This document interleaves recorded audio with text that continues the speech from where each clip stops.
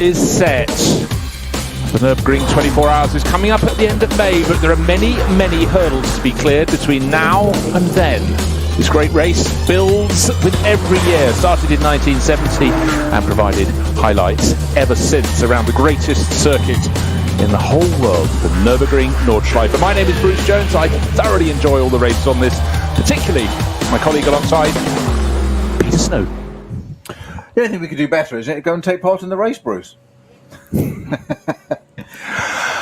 Yes, there is a thought. Right, plenty of track time, which is the key, not just for drivers that don't know the circuit, but those that do, to find their way. But looks a little bit damp out there, wet conditions, as Patrick Seaman and Emily Miller are down there on the grid and looking forward to all that is going to be good. They're going to be getting the interviews, and we have 90 plus cars coming out to play in the first of the two qualifying races tonight. It's a 2-hour race. Then we've got super qualifying tomorrow, the top qualifying, and then a 4-hour race, just like a normal VLN event in so many ways.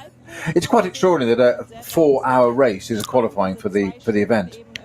It's just 30 minutes normally, 45 minutes, maybe an hour. But no, go and have a 4-hour race.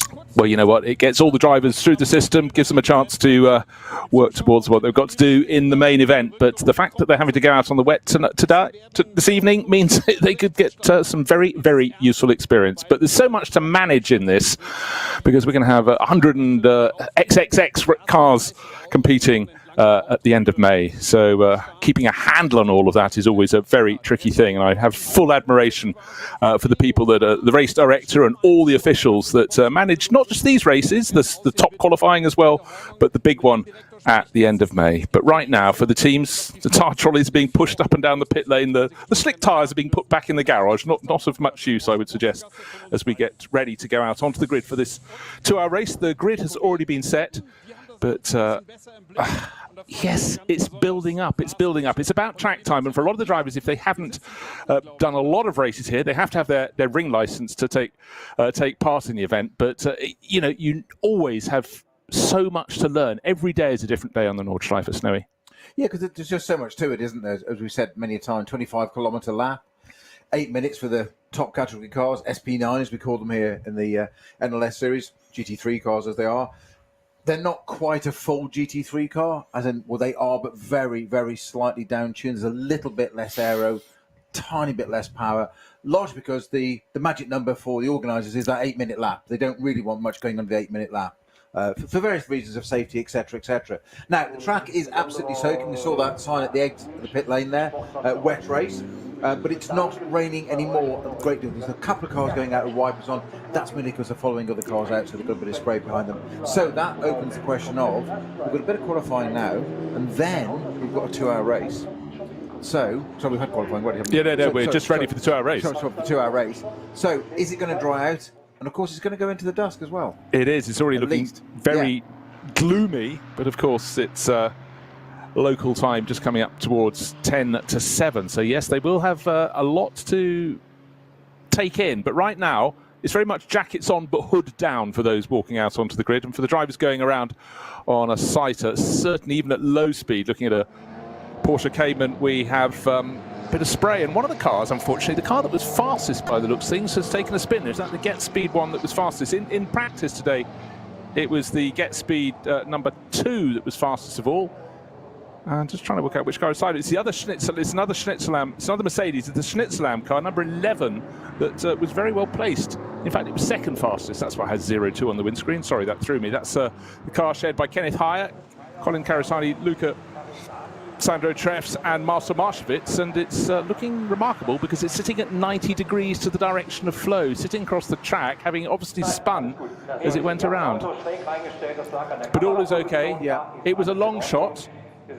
Looking across the barriers, and the car is actually just on the start-finish straight, just up on its jacks. They put it at 45R. That's what they're doing. They're going to be putting them, by the looks of things, into echelon formation. There I was thinking it had spun halfway around the Grand Prix loop, but it hasn't at all. That was a long shot that tricked me. Which is the first car along with the Phoenix car, there, wasn't it? Alongside behind the safety car, the Audi R8 safety car.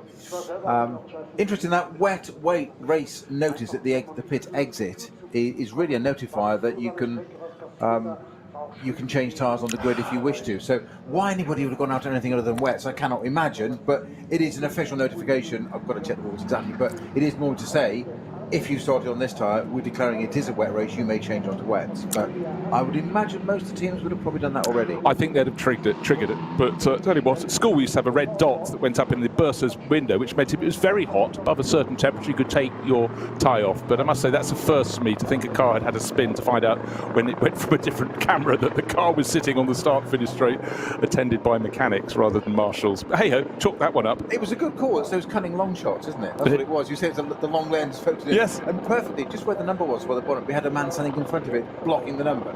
So well, I could just to confuse us even more, why is it facing that way before it's got to the grid, and we don't even know what car number it is?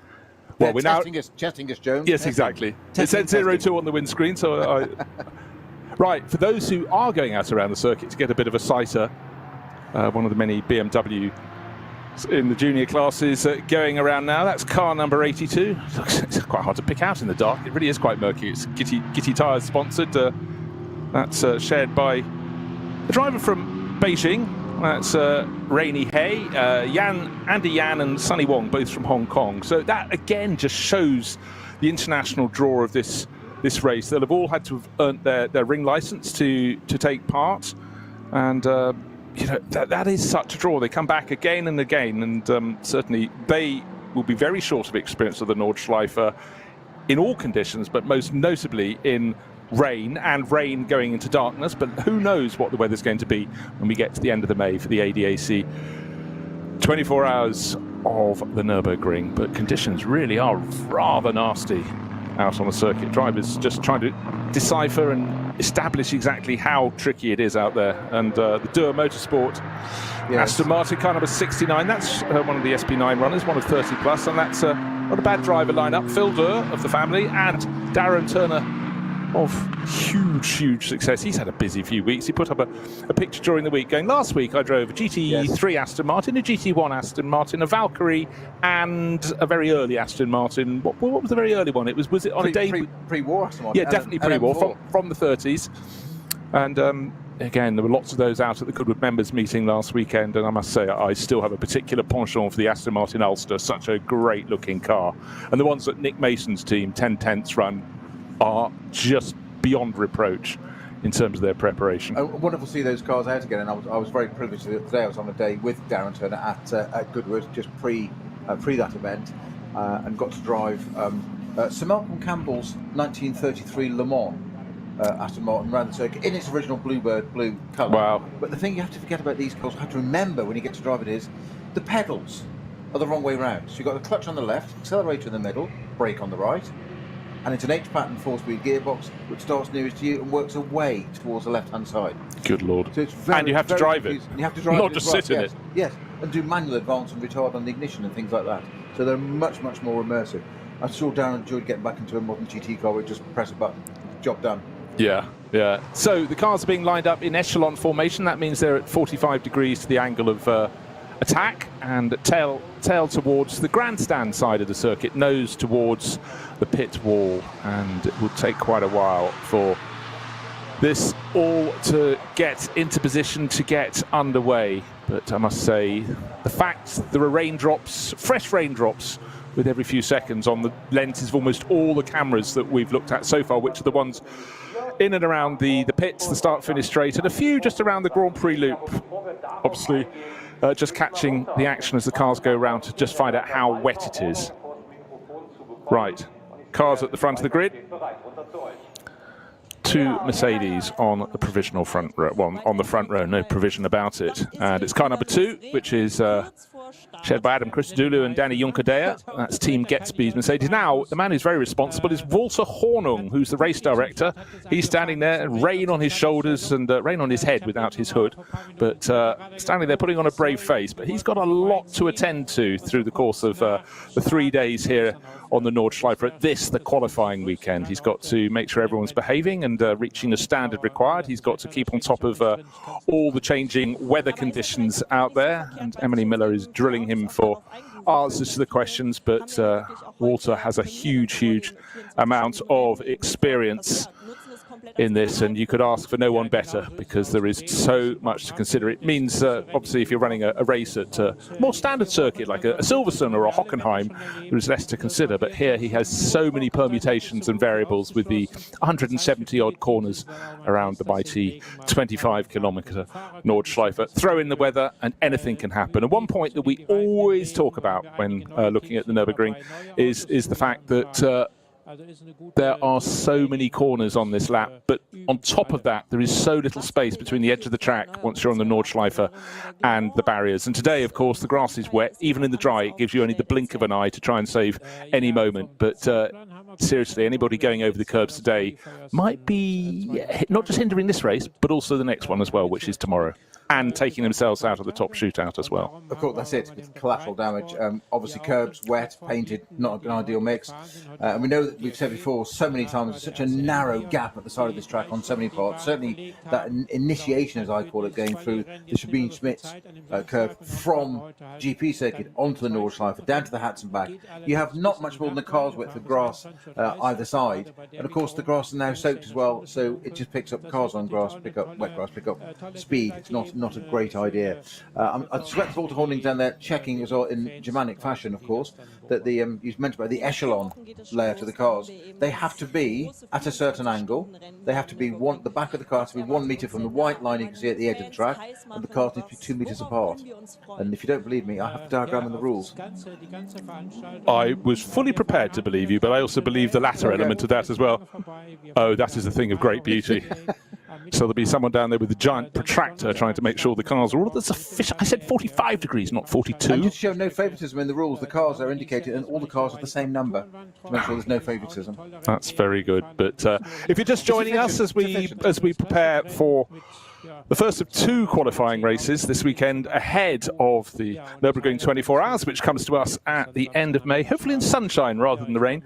Track conditions look pretty nasty. Grey clouds. It has been raining heavily. The grass will be wet. The track will be marginally drier and will dry rather sooner. And for race director Walter Horning, he has a lot to consider. Right, cars lining up on the grid. And when I say lining up on the grid, if you weren't with us a moment ago, they are lining up in grid order, but not in 2x2 or 2x3 formation, but 1x1x1, with all the cars with their tail towards the outside of the circuit, lined up at 45 degrees in echelon formation, ready to take the start. Now, also, it's not static as the cars are moved into position. It's also still a stream of cars coming out of pit exit, with the drivers choosing to go for a little lap around the Grand Prix loop rather than the full Nordschleife to just take a sighter to conditions. Any car even running at about 40k is putting up quite a lot of spray, so things are rather difficult indeed. But then again, it's rather better to practice in these damp conditions than it is to go into the race without a lot of experience of this circuit, on top of which this circuit in the wet, it is a different beast entirely, and it really, really has some claws. It's all Mercedes front row, by the way. It's Get Speed number 2, shared by Adam Christodoulou and Danny Juncadella. Schnitzelarm number 11 is second on the grid. Kenneth Heyer. Dutch racer Colin Karasani, he's the least experienced. Young Lucy Treffs, that's Lucas Andrew Treffs, and Marcel Marshevitz. And Marcel, there's hardly a race that goes on without him involved. But Danny Juncadella is the driver on pole. He's being interviewed by Patrick Simon, and rather suitably, Snowy, he has an umbrella over his head. We think the rain has eased, but you don't want to get in the car, put your helmet on slightly damp, for risk of steaming up your visor and all the other things that can go. But it's not great for visibility. But you just mentioned about the track, of course. Is it dry all the way around? That's the point. We often talk about this circuit being dry on certain parts and damp or wet at other parts. Well, of course, the reverse can happen. It's pretty sodden on the pit straight as we can see looking out. Said Danny Juncadella, there's not a lot of rain falling, but obviously there's enough to warrant an umbrella for the drivers and crew. A lot of people not bothering, so I think it's just that sort of fine mist, as it were, now. But not ideal when you're getting into a race car. No, I think. And then you've got the Nordschleife to contemplate. But of course, drivers want the track one or the other, not that bit in between. And that's the bit you don't like, because it's neither one thing or the other. So No, fully wet, great. Fully dry, it's fine. You know where you are.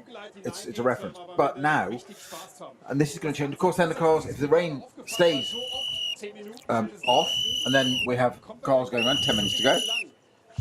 And we have cars going around, so we've got 90 cars going around. That's going to drive the track out even quicker. So it's going to be super changeable. And one of the big things that we love about this circuit is, because it's so long, normally you have, let's say, 1.5 minutes, 2 minutes for a race lap. You don't have that choice here. You can set off, you've got another 8 minutes plus in the dry to come back around and get to make a decision. So you've really got to be on your game and got to be, relying on your team, strategists, etc., tyre wear, feeling that degradation in the tyres. It's always down to the driver to what the right tyres are. You start another lap and all of a sudden you're losing grip, and these tyres the performance will just fall off a cliff. They won't just suddenly go 2 seconds a lap slower. It can suddenly be 5, 10. Now, I actually sense the rain is starting to come back as Patrick seems a little hunkered down. 2 drivers on the front row. Adam Christodoulou second and Danny Juncker in pole position. Then we go back to row number 2 and Shearer PHX. If you haven't been following events through the early rounds of the Nürburgring Rangstrecken series this year, we've been used to the Shearer Sport team and to Phoenix Racing. They've combined forces and look to be a mighty force. They've got a car 3rd on the grid, a car 5th on the grid, and a car 8th on the grid. Vincent Kolb is the driver who'll be starting the car that is 2nd on the grid, and that is number 5, which he shares with his long-time partner in crime, if you will, Frank Stippler. They've had some great races together. But what one focuses on, the normal NLS race through the course of the season, the sort of standard, I know we have some different length races, they're 4 hours. Normally have, you could pit stop at the top of each hour. The SP9 class cars have to pretty much do that. But this is just 2, so I think you just split it down the middle. 2-hour race, but really today the story is about keeping out of trouble. I think that's going to be a very, very key element to this, because it's going to be much easier to drop it and cause your whole weekend a massive setback than it is to keep it on the narrow stuff. So let's just hope they can all get it right. Conditions are very, very tricky indeed. Martin Ragging will be starting the car from 4th on the grid. That's the better placed of the 2 Falcon Motorsport Porsches. And again, slightly looking marginally pensive there, but a lot of these drivers at the front end come with a considerable amount of experience of this circuit in all weather conditions. And right now, it's just the fact that the light is falling so fast that I think is going to be a factor that they have to really consider. But I really do sense the rain is just starting to come back. But as Peter pointed out, it could be at any point on the circuit. Very different indeed. Even a couple of days ago at home, I was driving around through driving rain, got home a kilometre down the road, bone dry. It happens, and it obviously happens a whole lot more in the Eifel Mountains, much higher up. Yes, I mean, changeable doesn't really do it justice, but that's exactly what it is. Just looking at the times for this grid here, so Danny Juncker in the Mercedes on pole position there, 8 minute 13 was his best lap, at 8:17 by the end. 14:7 for Cesarani in the Schnitzelauer Mercedes alongside it, the car that was parked jauntily and caught us both out. So interesting times there, because not a mile off normal race times. I think they probably squeaked them in just in the nick of time. Exactly, and then I was just thinking, they must have just got them in when it was 80 plus 90% dry. So they won't be anything like that pace to start with. Kevin Estra, just being interviewed now, our famous pass on the grass man. He has a free pass to the Nürburgring 24 hours, because that move alone was the move of the decade. Wasn't it just? Some of the people watching have only just started breathing again, but Kevin in clearly very, very good form, but clearly not also the start driver in the 911 Manthey Racing Porsche. That's the one in the bright yellow, bright green, the car that we've described as Grello over the years, green and yellow. That's shared with, yeah, absolutely so. And in these conditions, TV camera person's favourite. You can pick that out in all the Stygian gloom around this circuit. He's sharing with Michael Christensen and Frederick Makovici. So, as you say, more experience than you can shake a stick at. Yeah, definitely a B team, that, isn't it? Yeah. It's not, yes. It's not an A lineup, that is it? Couldn't find any ringers whatsoever. That's starting 6th on the grid. Next down is the second of the Falcon Motorsport Porsches. They run as 44 and 33. And then we go to the world of 101, which is one of the Falcon Horse Motorsport cars. Kuba Gimnaziak, quite handy around the ring. Last year's champion in the Nurburgring Langstrecken series, so brings huge experience. He's sharing that with Christian Cronjes, and Christian knows what it takes to win a 24-hour race, having done that at Spa back in, the years back, 2018. So we've got that mixture of Mercedes, Audis, Porsches, and BMWs towards the front of the grid. BMW is sort of the least well placed. Their best car is the one in 9th place overall. So we'll have to watch for that. But the BMWs this season have been very handy indeed. Certainly the M4 GT3 has become quite a weapon of choice. And the sister car from Falcon Horse Motorsport fills the top 10. Yeah, right next to it, doesn't it? Yeah, with Andy Soucek, Jake Dennis, and Jens Klingman. I like the sound of that lineup, actually, I must say. I mean, it's been the car. I mean, there's 3 of them: 100, 101, 102. It's been the car to beat this year. It's won all 3 NLS rounds so far. The M4 has. We said when it first came out, the first couple of runs, it ran really quite well to start with. But didn't they pull it from the very first that's right. NLS round just to save it or something? It was in and out, in and out. Yeah, and it was just using it to test. I think they didn't want to show their hand too much and get bopped, as it were, straight away and balance the performance. But this year, it's certainly been the car to have in NLS. Right. N24, it's never been successful yet in that yet, and that's still that one thing to do, isn't it? It's in the order book. Right, now, one of the beauties about racing on the Nordschleife is we often get a lot of new machinery introduced here. Today, Mercedes AMG GT2. It's the most powerful GT Mercedes. This is the thing about GT2. Not a lot of people know where to place it, but it's placed as largely a class for gentleman drivers who just want a bit more power. And there's a European series, but look out for the Mercedes. It's car number 46. Qualified by Thomas Jaeger. It's entered by Team HRT. That's the Hout racing team owned by Hubert Hout. They run cars in the top class, but they're debuting it this weekend. Thomas Jaeger set the time. Young British racer Frank Bird and young German racer Elia Earhart are the trio given the responsibility of giving it its first blast in a race. In fact, one's competing down at Monza this weekend as well. So the world debut here and there, but certainly I think I know which one has the harder task here. Yeah, I would agree. That's a debut is always fraught with possibilities and jeopardy. But that's exactly why you come and test at the Nürburgring. That's exactly what it is. There's no greater place, no greater arena to go and test a new product. Grid being cleared as we speak. Yeah, now starting to see the cars in their true colours, which are all slightly muted in the grey, damp conditions. It was dry this morning up to lunchtime, so in fact the qualifying times were set on a properly dry track, but they didn't get a lot of track time.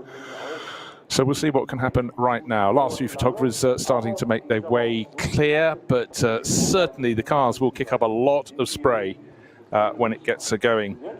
2 hours of racing this evening, and we'll be back covering tomorrow's action. There's plenty of it. Bear in mind, this is only a qualifying weekend. And the national anthem rings out as the car's in position down on the grid.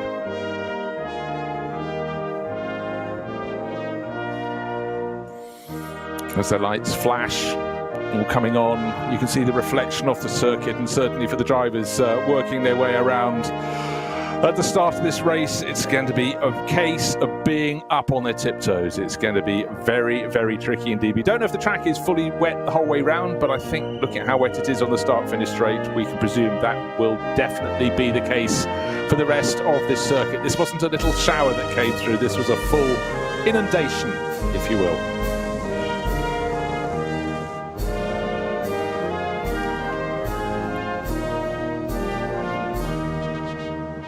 So, on the one hand, the drivers will be nervous about not making a mistake. We haven't talked about the Italian cars. Just outside the top 10, we've got a Lamborghini, and just beyond that, we have the best of the Ferrari 296s, this new model for 2023. makes the 488 a car that always looked very svelte, looked far less svelte. Indeed, it's much lower and pointier in terms of its appearance. Also, Aston Martin Vantage up in about 15th or 16th place. So good mixture of manufacturers, but it's not just cars in the top class, not just SP9. We've got SP10, which is the GT4 class cars. We've got Cup 3 Porsches, we've got Cup 2 Porsches, those are the Porsche Caymans. Sorry, the Cup 2s are the GT3 Cups, the Cup 3s are the Porsche Caymans. We've got production-based cars, and it's not just the drivers and the teams getting their practice in for the event, because I just had a quick look around the back of the circuit.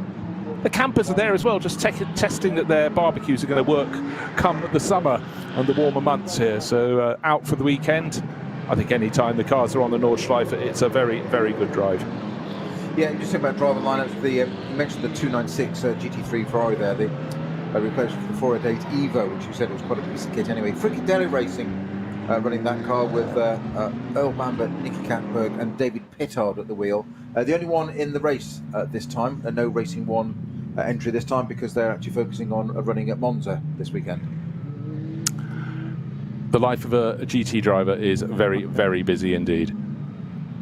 Comes at them from all angles, and sometimes they need 2 copies of themselves to fulfill all their contracts, but it certainly leads to a merry-go-round of drivers. But right now, all focus on the first of 2 qualifying races this weekend. Today it's 2 hours, then we have super qualifying tomorrow, the top qualifying shootout for the top 30, and then a 4-hour race just to get things sorted ahead of the 24-hour race at the end of May.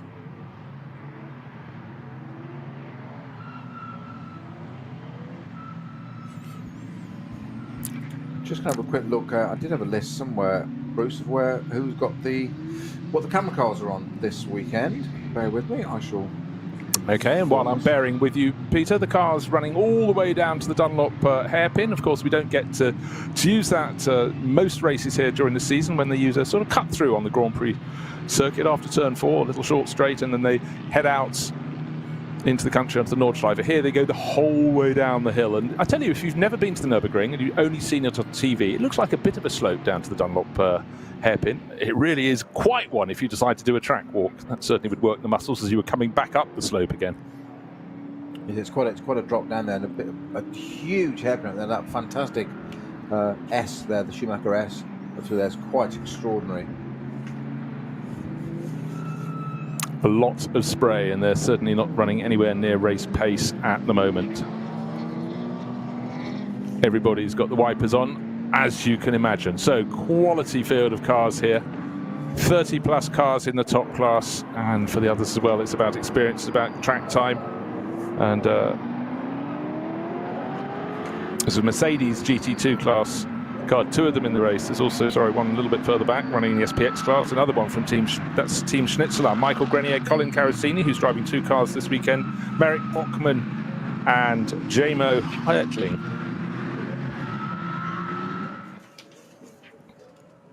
Now, to start the race, you'd like to start on the track. The number 40 Audi, however, looks very pretty. It's one of the Audi Sport Team Shearer PHX cars. It's bright. It's just a really strong silver and red livery, but it's been pushed down the pit lane without any wheels on it. Now, this is a really amazing combination of drivers. We've got all 3 drivers have won the DTM Championship, a championship that goes up and down, but when they won it, it was for touring cars rather than GT class cars. It has been for the past few years. But Timo Scheider, champion in 2008, 2009. Martin Tomczyk took over to be champion in 2011. And 2 years later, it was the turn of Mike Rockenfeller, all bagging DTM titles. And of course, Rockefeller has also won Le Mans. Their car, however, will be starting from pit out. Don't know what the problem was. They didn't seem unduly stressed. The only one would be stressed would be the driver, who'd probably quite like some wheels on the car, as it's being pushed along with some jacks. It is a little bit. I mean, it gives him greater ground clearance, it must be said, but...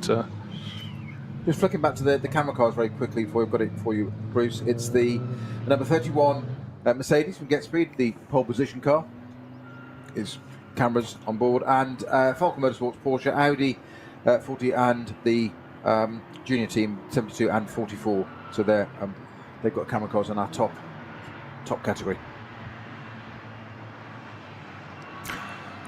So welcome to the first of 2 qualifying races for the Nürburgring 24 hours. The race is just over a month away, but we've got a 2-hour race this evening, and it really is evening.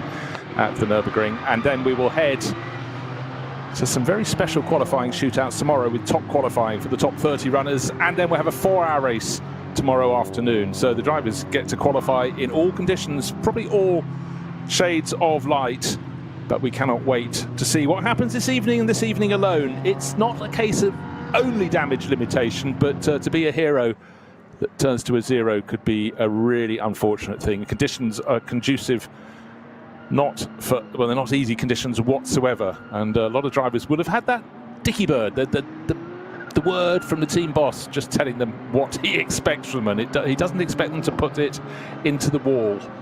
Conditions really are, I think they're fully foul here on the Nürburgring Nordschleife, and around the Grand Prix loop as the cars are just going around behind the safety car, the pace car at the front of the queue, leading them around in formation. They're coming down into the dip before the little right-hand flick and up to the chicane. Slightly less spray at this point, but that's because the drivers have backed off a little bit there.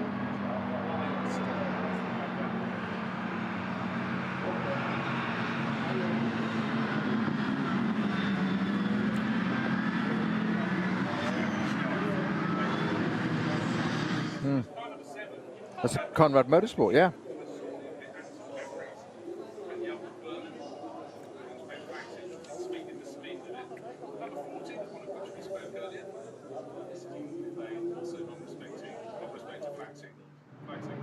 Yes, the Audi Sport Team Shearer PHX car with Mike Rockenfeller, Timo Schneider, and aboard Martin Tomczyk.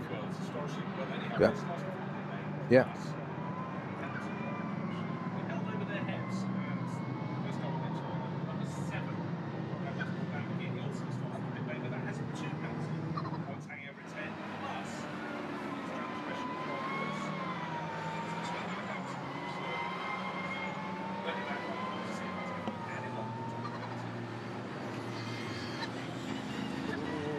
First sighting of the cars going to left, very quickly off the Sabine Schmitz curve.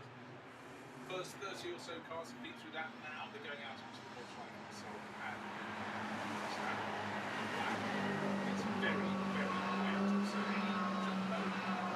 some of the circuits when you try on the far side,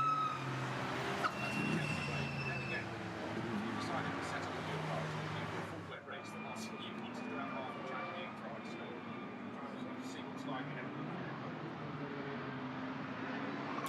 You can just hear it in the background there, the cold steel discs. I know some are going to be carbon, but you can hear the coldness of them as the driver's there. Just a little bit of weaving, gently, far more gently, far more carefully than you are when in the dry, flicking the car as much as you do. It's as much about anything else as flexing the sidewalls of the tyre as anything else, not just the tread pattern itself, well, like a lacquer pattern, it's not just the tread area, but getting the heat into the sidewalls to get those flexing and moving, because you start using curbs without those being fully warmed up, that's when you can damage sidewalls and have tyre failure. So it's all preventative. That's what you want to do from a driving point of view, but not too hard, obviously. But then you can hear the application of the brakes.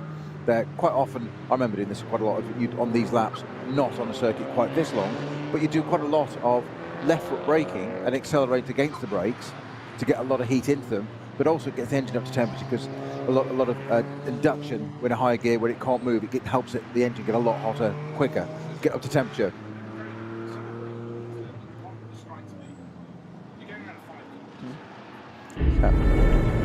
25,378 Kilometer gilt es zu meistern.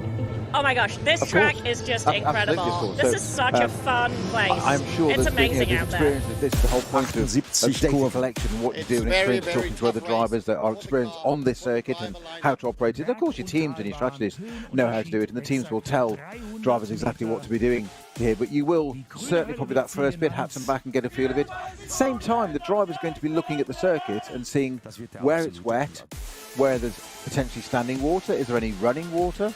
Any areas that they think are going to dry out sooner than others, and unbelievably, they will be thinking about overtaking opportunities already, of looking where they might be, where's it likely to unfold, sort of predicting it ahead, and that's what the drivers put into their memory bank of, okay, not for now, but in 3 laps time, which of course here is half an hour, that might be very different with 90 cars going around and clearing it.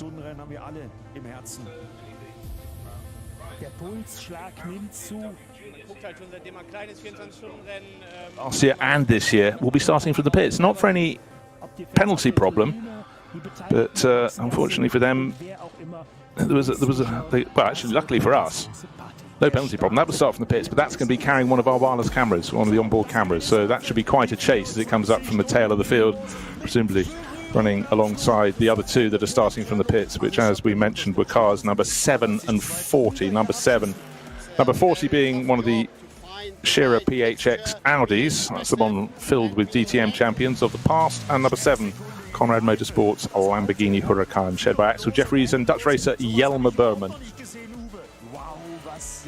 This circuit, the Nürburgring Nordschleife, engenders action. Wet conditions sometimes engender a little bit too much action, but it's all experience these drivers need to learn. Generally, one would say, stay off the curbs around the Nordschleife. When they're wet, it's absolutely imperative. It's not just a bit of a wish list, because maybe distracted at night during the course of 24 hours by the fireworks and the fans in the grandstands and the camps through the woods, but certainly when darkness falls, the difficulty factor, Snowy, just becomes immense. What is it? It leads to an unexpected disassembly, doesn't it, of the car very quickly if you start using the curve when you shouldn't do. But you're absolutely right, Bruce. That the thing is, just in this condition, you shouldn't do this as a driver, I guess, in some ways. But I think it is. If in doubt, don't. Certainly endurance racing, because you go from 0 to 0, and some people can get away with it. We mentioned Kevin Estre earlier with that, that overtake of what, the decade? I don't know. Certainly one of them. Certainly a contender. But you've got to be absolutely right about it. We also saw how that went wrong last year with the Van Toor brothers, Audi and Grello. Same thing again. What looked innocuous actually on when you see the camera footage of it, didn't look like it wasn't like they were being silly to one another. It just unfolded into Tiergarten, and one of the previous year's winner was taken out, and brother went on to win. It just happened to be two brothers. Right, let's run down the grid. So starting from pole position, Danny Junkerdea, car number 2 from the Get Speed Mercedes. Another Mercedes alongside with Colin Carasani, the Dutch racer, taking on board. I must confess he's still fairly new to my eyes. Second row, number 5 Audi from Shearer Sport PHX, Vincent Kolb. He knows everything about the ring, and what a teammate. Frank Stippler will be taking over later. Then the first of the Porsches from 4th on the grid. That's car number 44 from Falken Motorsport, Martin Ragginger, the Austrian, at the wheel. Kim Lewis Schramm will start number 16 from 5th on the grid. That's another Audi, another from Shearer Sport PHX with Kim Lewis Schramm. Then Michael Christensen, it will be him starting the 911 Porsche from Manthey. That's the Grello car from 6th on the grid. 7th on the grid, Nico Menzel, car number 33. That's the second of the Falken Motorsport Porsches, and the top 8 completed by last year's Nürburgring Langstrecken Series champion Kuba Gimasiak in the best of the BMWs, starting car number 101 from 8th on the grid.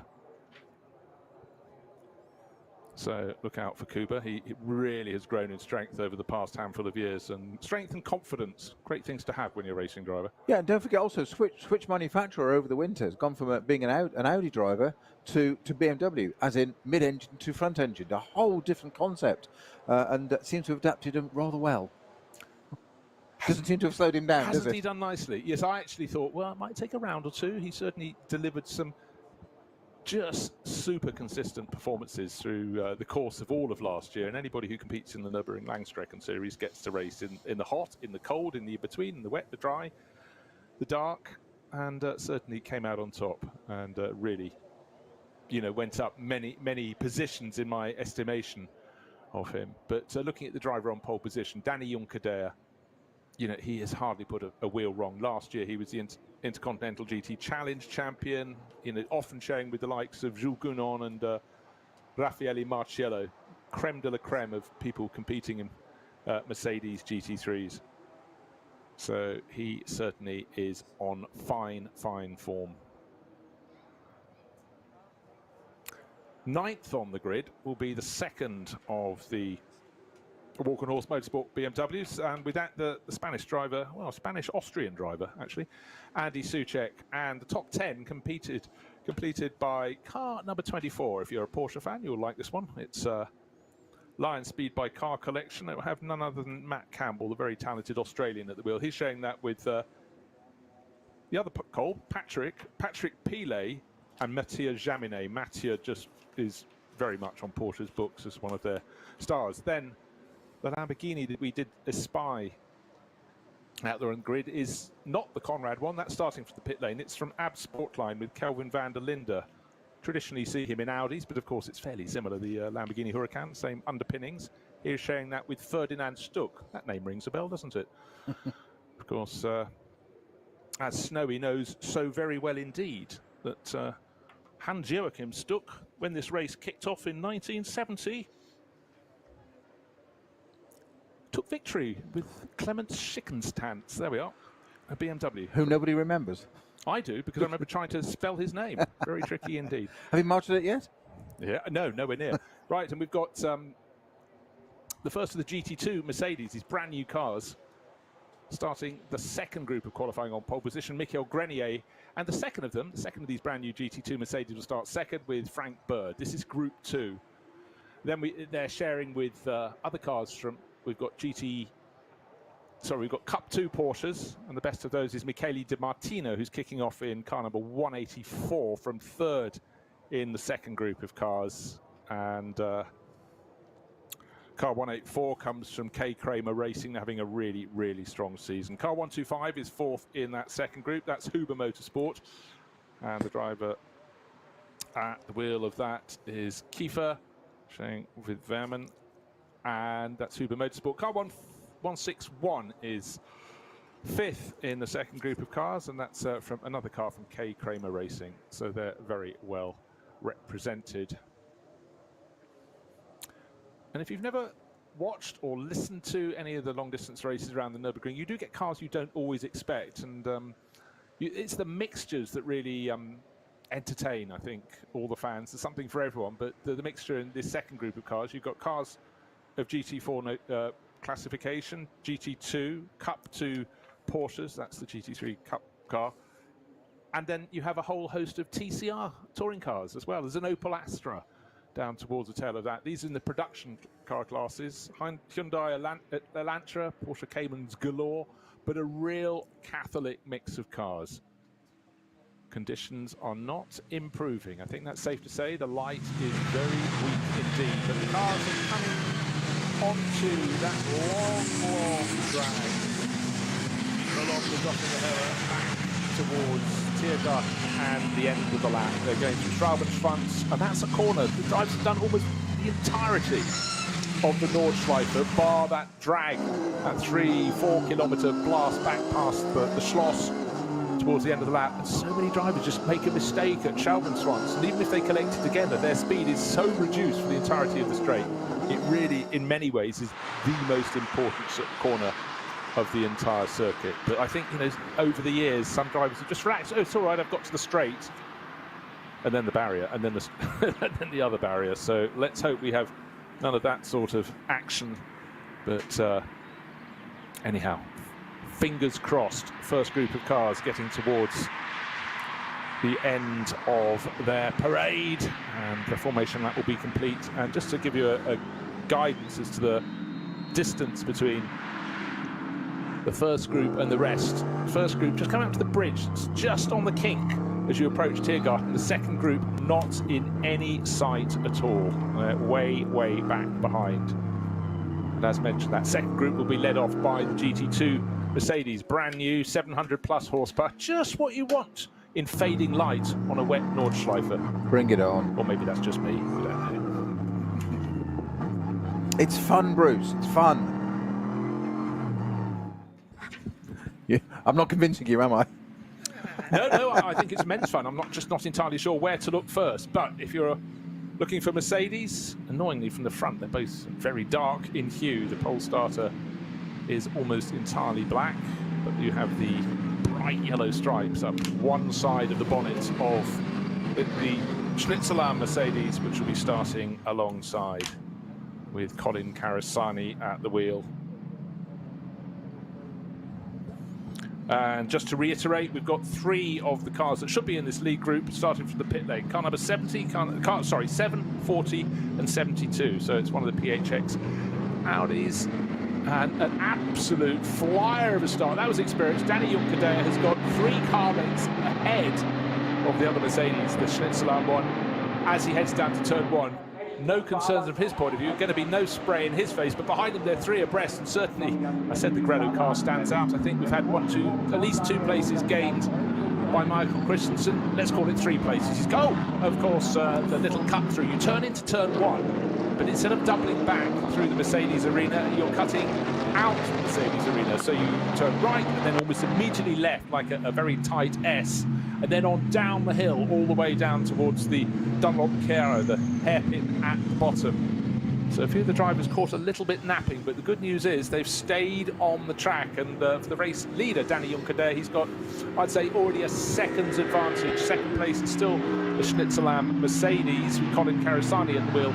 Coming down the slope behind him in 3rd position is the fast-starting Michael Christensen. Behind him, looks as though we've got one of the BMWs who's gained ground. The better of the Audis, sorry, the Volker Mesbold Porsches is in 4th place with Martin Ragginger at the wheel. So a few gained and a few lost, but certainly no mistakes from Danny Juncker there. No, but I would say that he jumped ahead there before the lights went out. Quite a long way. He pulled out a good few car lengths before that went.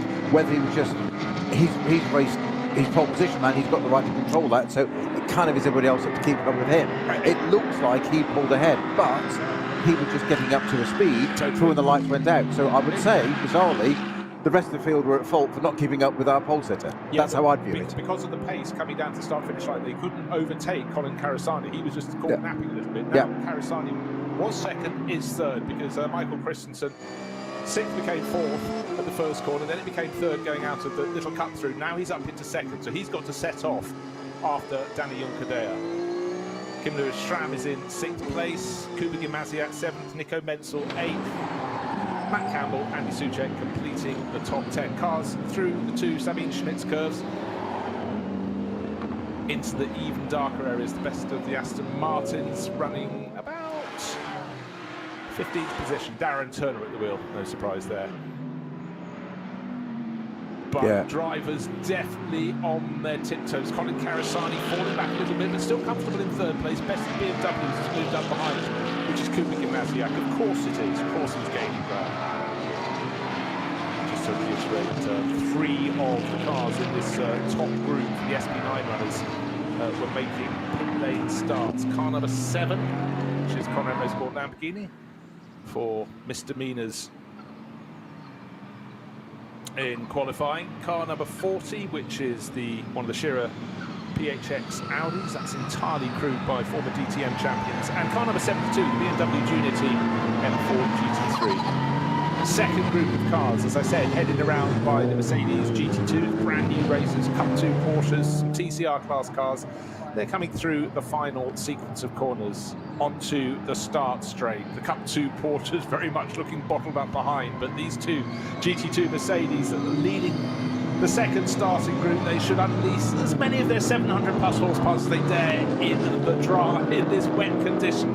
Tucked in behind the best place, the Cup 2 Porsches is looking as though it's wanting to make a move, waiting until they pass the start finish line.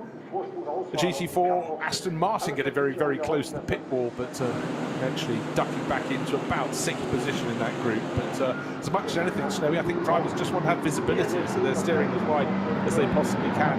And if you just look as the drivers go into turn 1, if they run deep, you think they're going off, and that's because they're actually on the bit of circuit to then snap through an immediate cut through the very tight right into the time there. Yeah, much tighter bunch across the start line on that start group 2 there, with those GT2 Mercedes at the front of them. One of the Porsches, one of the Cup 2 Porsches, challenging for 2nd place already there, Bruce. But it caught me out again, even on that first group. We're so used to NLS where they go 90 right, or a bit more than 90 right, and left again. Of course, they take a different line, so it looks like an odd approach there. But you say that one of the leading Mercedes there running very good. That's in 2nd place now. That's got it back again, so the 2 Mercedes back as they were on the front row of that starting group 2. Though that's about to change again as the Porsche looks like it's trying to good right and left, coming up to the out of the Dunlop curve there, up into the Michael Schumacher S. Not quite carrying it off, I don't think. Well, obviously it makes a change if you're a regular watching the Nürburgring Langstrecke series to see the cars go down to the Dunlop hairpin. Now, not everybody's out on the track. They're supposed to be, but number 718 Porsche Cayman is in the pit garage. Looks very beautiful. The Smirlis Racing example, shared by Fabian Peitzmeier and Guido Emmerich, but that, sadly for them, is up on the tracks in the pit garage. And it's so immaculate that it clearly didn't go out to do the formation lap, so it's obviously something they're working on. The second group of cars goes into the compression up the slope to the Vidal chicane, and the GT2 Mercedes that's leading it, the Schnitzelarm example, starting to gallop clear. The best of the, I think it's the K. Kramer 161 Porsche has got up into second. It has, hasn't it? Yeah. In that grouping, so that was a nice, neat, tidy driving from them. Well, I said he was lining up for it, wasn't he? Coming out of the Dunlop hairpin, and it's he got the job done. He sort of flicked, he did this almost a cutback coming out of the hairpin, which is ready for the Michael Schumacher S, and managed to maintain that position. I think you're right which car it is. I didn't quite see the number on it, but that split the two front row Mercedes from the starting group 2, and of course we'll be on starting group 3. No, that's it. No, we've got 2 groups, haven't we? This one. I'm thinking, I'm going back to NLS days again. Do It's only a week ago.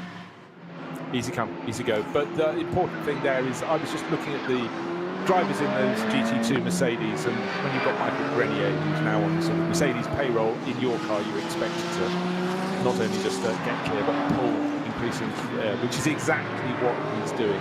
The Canadian has been super strong in GT3 class cars over the past handful of years, but certainly his talents have been recognised. He's doing a very good job in tricky conditions, but what he does have, of course, is a clear view of the track ahead. Everyone behind him is getting the spray. And as if by magic, the race leaders getting to the carousel. Car 44 carrying a TV camera, and that's 4th in line. That's Martin Ragginger. He's in the best of the Porsches. It's still 2 Mercedes, 1st and 2nd. Danny Juncadella, and no, it isn't, of course. Sorry, we've got Michael Christensen. I was just waiting for their next timing interval to come through. You always get a little bit foxed on the opening lap when they haven't been up to the second timing sector around the long 25-kilometre lap of the circuit.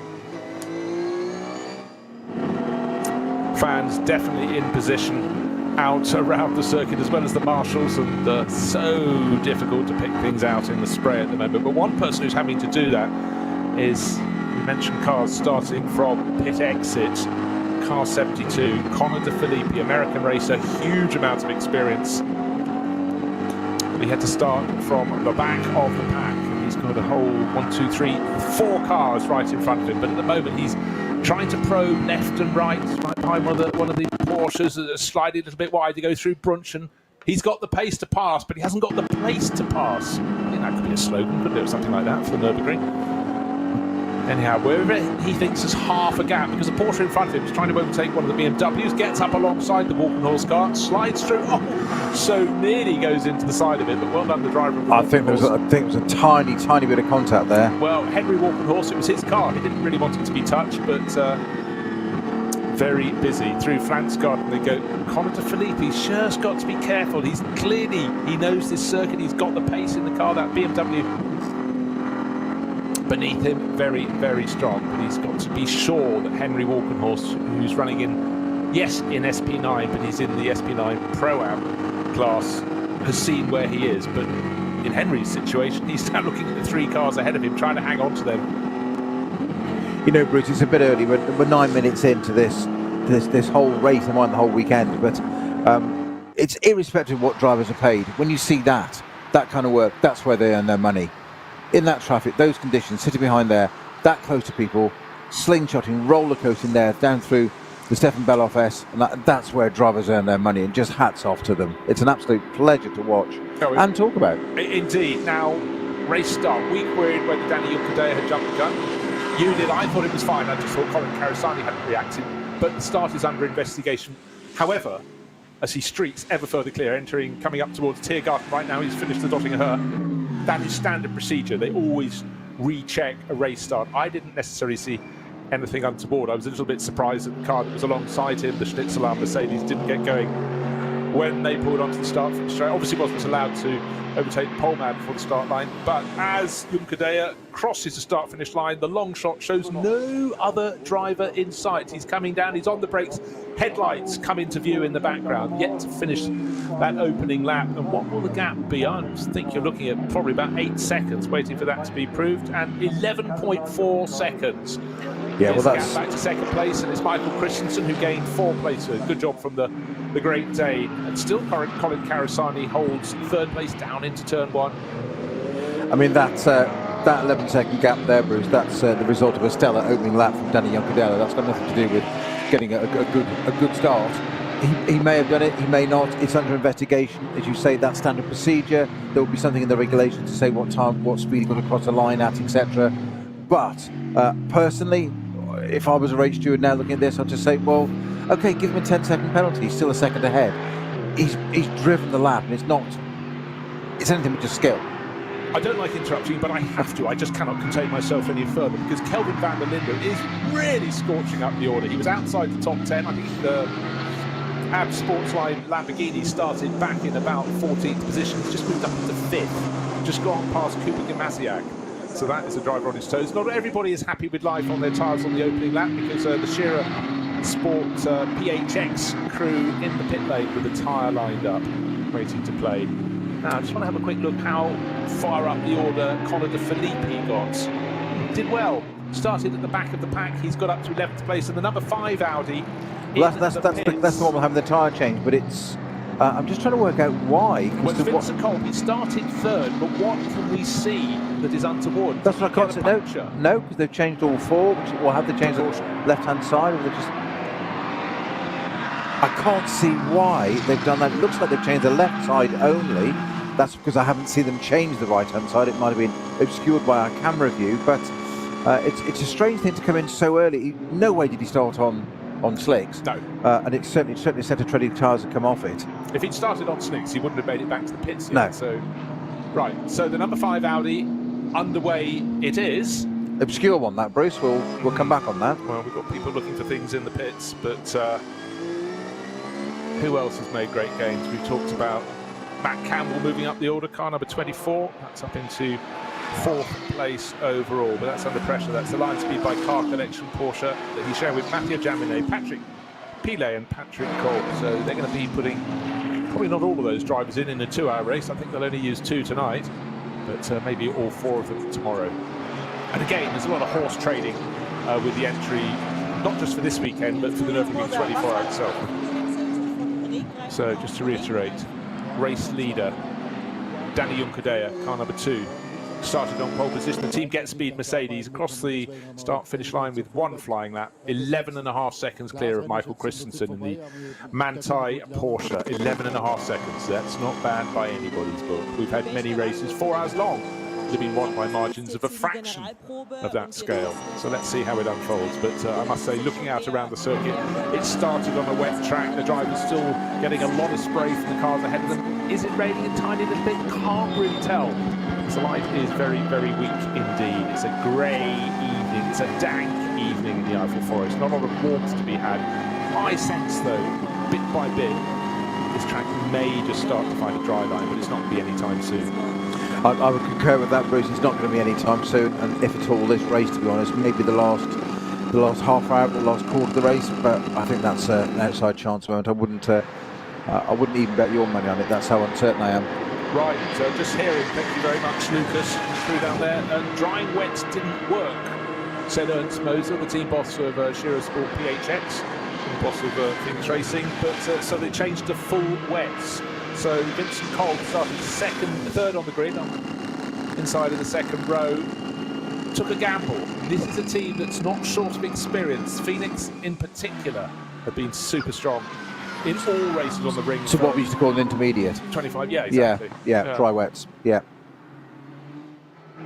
So they took a gamble.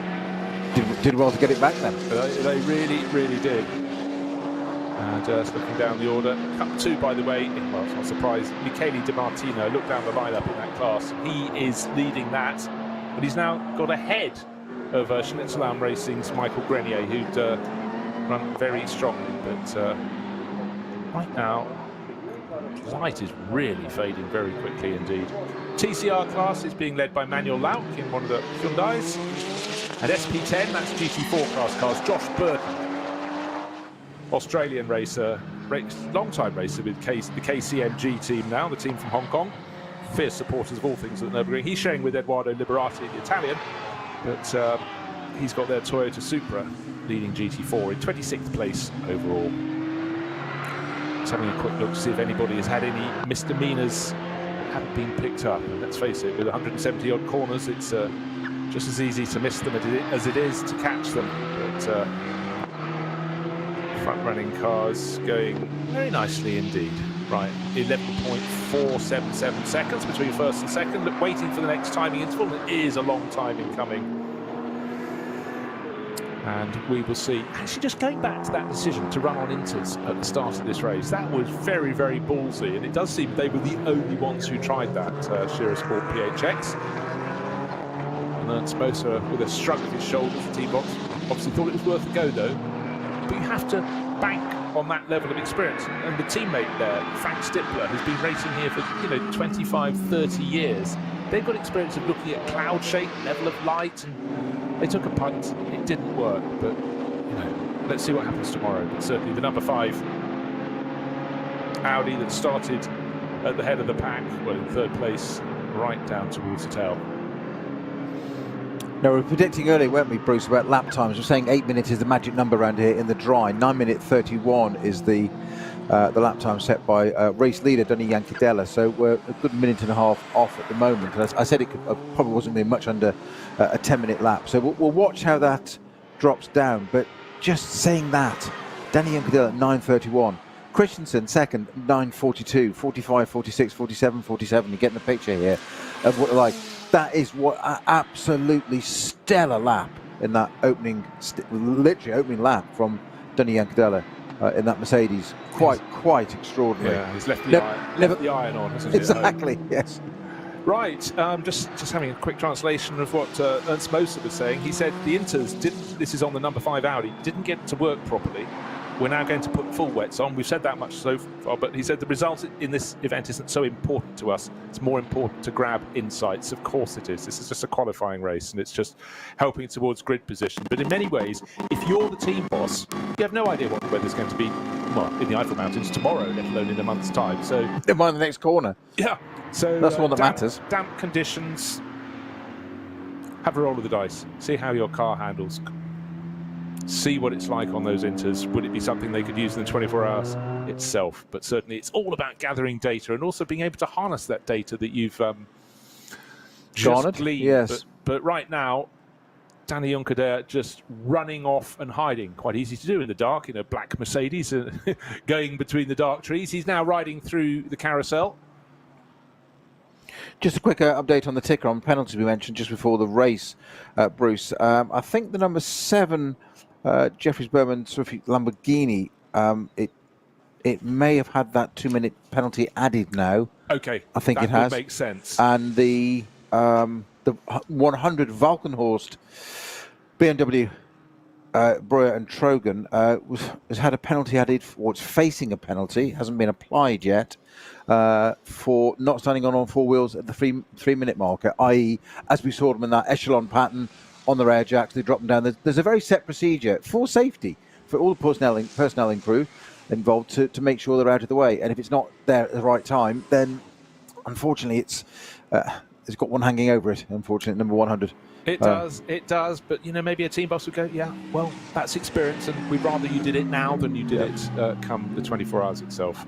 You just don't do it again. Obviously, don't do it again, and you may have some financial fine into the team kitty. I believe in all of that. I think that makes a lot of sense. Right, another beer lap. tokens, you mean? I wasn't going to, put a value on them, but right, another lap completed. Second lap from Danny Yankadella. He was just under 11.5 seconds clear at the end of lap 1. He's now braking heavily. Still can't see the lights approaching of what will presumably be Michael Christensen in second place. He's turned through the first part of turn 1, but it's such a different line. You have to almost immediately, having turned hard right through about 120 degrees, flick left through the... Luckily, they've moved a concrete wall panel so you can go through. What's the gap? 19 seconds now. He gained another 9:21 seconds. Yeah. over Michael Christensen in the best of the Porsches in second place. And he in turn has got 4 seconds over Colin Carasani in the Schnitzelarm Mercedes that started from the outside of row 1. Car 24 comes through next. That's Matt Campbell. So it's a case of Mercedes, Porsche, and Matt driving for Lion Speed by Car Collection. Best of the rest behind that. I said he was going super well. Kelvin van der Linde, the number 27 AB Sportsline Lamborghini, in 5th place overall, who just moved ahead of Kuba Gimnaziak at the start of the lap. And then Dennis Fetzer following up. That's car number 25, which is the Huber Motorsport Porsche. And top 8 completed by Nico Menzel, who lost a position to Fetzer there. Menzel falling back. In the best of the Falcon Motorsports Porsches, there, Falcon, they are running their 33 car, which started further down the grid than the 44, but the 33 in Nico Menzel's hands is 4 places up over the 12th position, held by Martin Ragginger. Positions keep chopping and changing. Again, it's just trying to identify if we've got a slightly drier line starting to appear, but the answer, even though it's hard to pick out in the gloom of an evening, I think the answer is no, really. I don't think so yet. I think the next lap is going to be the one that's going to give us our reference, if you like, our data on that one, because the first lap was 10 seconds quicker for Danny Young-Cadell. Of course, it was a rolling start. So it's going to be a little bit quicker, though a full 10 seconds. We'll see. At the end of this lap, we'll get a much more representative idea of what the lap times are. I don't think it's going to be much more than a 21. No. Much less than a 21, put it that way. I know what you mean. Another penalty over hanging over the 25 Huber Motorsport Porsche. That also for not being on its wheels at the 3-minute mark. And of course that 718 Cayman that you spotted absolutely pristine in the pits as if it were entering a Concours event has now joined the race. It's obviously had repairs before it even got started. But it's a 2-hour race, and it's all part of the build up to the 24 hours. So it's data collection. You get out there, great conditions. And this, part of this is qualifying for the races. Yes, it's 2 hours. It's half an NLS race. We've got the full one tomorrow, as it were. NLS time normally.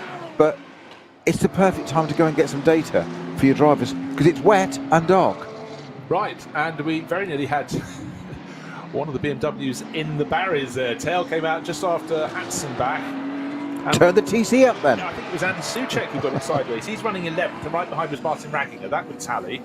And just in front of him was Conor De Filippi. Now, of the cars that started from the back, well, from pit exit, the BMW Junior Team car has got up to 10th place with Conor De Filippi. The number 40 Audi from Team Shearer PHX, that's the DTM champion car, Mike Rockenfeller, and is up to 13th, 1 place ahead of Axel Jeffries, who started the Conrad Motorsport Lamborghini from pit lane as well. So they have got up to 10th, 13th and 14th respectively. The start was a thing of great interest. We're still waiting for any further notification whether the fast starting Danny Juncadea from pole position has picked up any penalty or not. I'm still waiting for any official analysis, but I still think it was clear. But since then, gaining almost 10 seconds on each of those 2 first and second laps, Danny Juncadea clear. No spray in his face just yet, but he will soon be getting up towards the tail of the second group of starting cars. Just in case you want to know how many cars started the race, I will keep scrolling down my screen. More than 60, my screen's frozen for a second. I'll try my other screen. 60.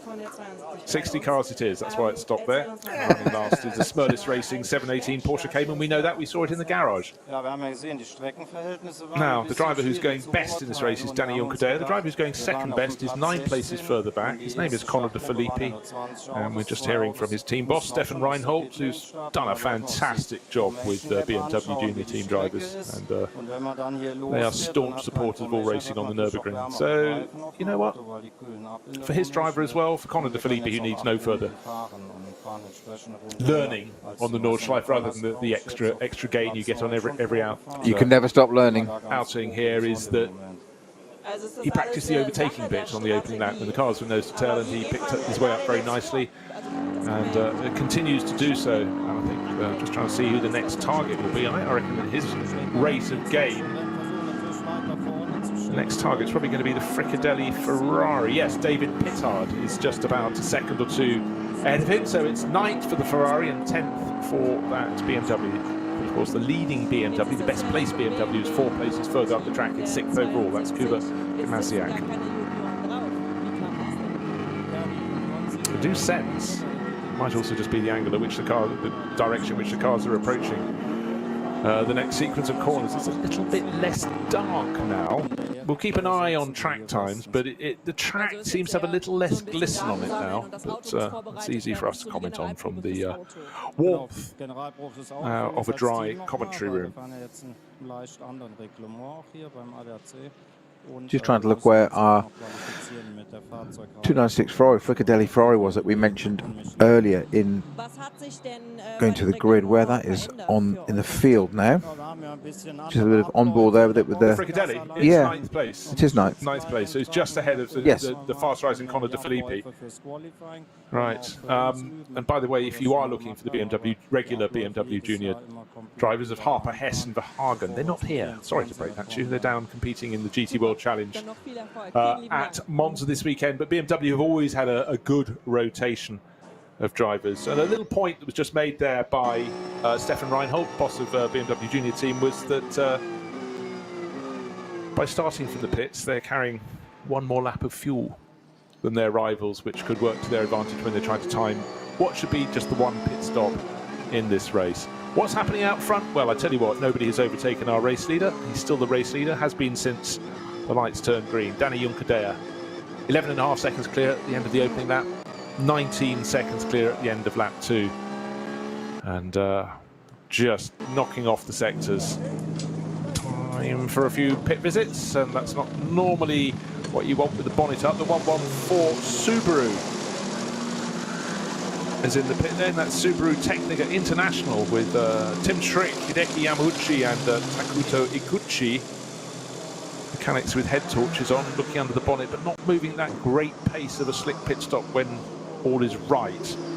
Driver on board is Tim Schrick at the moment from Vipper Foyth, just waiting in that Subaru WRX. But unfortunately for them, the laptop is being connected, so clearly some little glitch of some sort. They want to check all the telemetry for that. Definitely is a reboot, isn't it? Plug the laptop in. A reboot and new tyres. Yeah. Yes. You see what I did there? Yeah. I do. Yes. Yes. So. Okay, it was weak. I know. No, we'll go for that. It's the first quarter of the race. That's absolutely fine.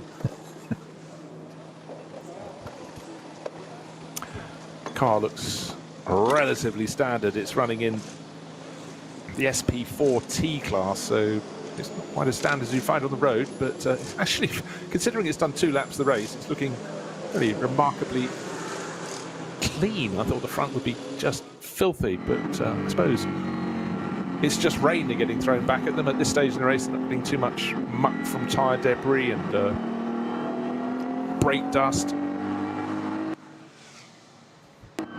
Again, just waiting for the lap to be completed through the Kleiner Carousel. Go our front runners, getting down towards the sequence that takes them to Schraubenschwanz, and then they get unleashed, balancing the power, delivering the power, accelerating out along the Dottinger Höhe.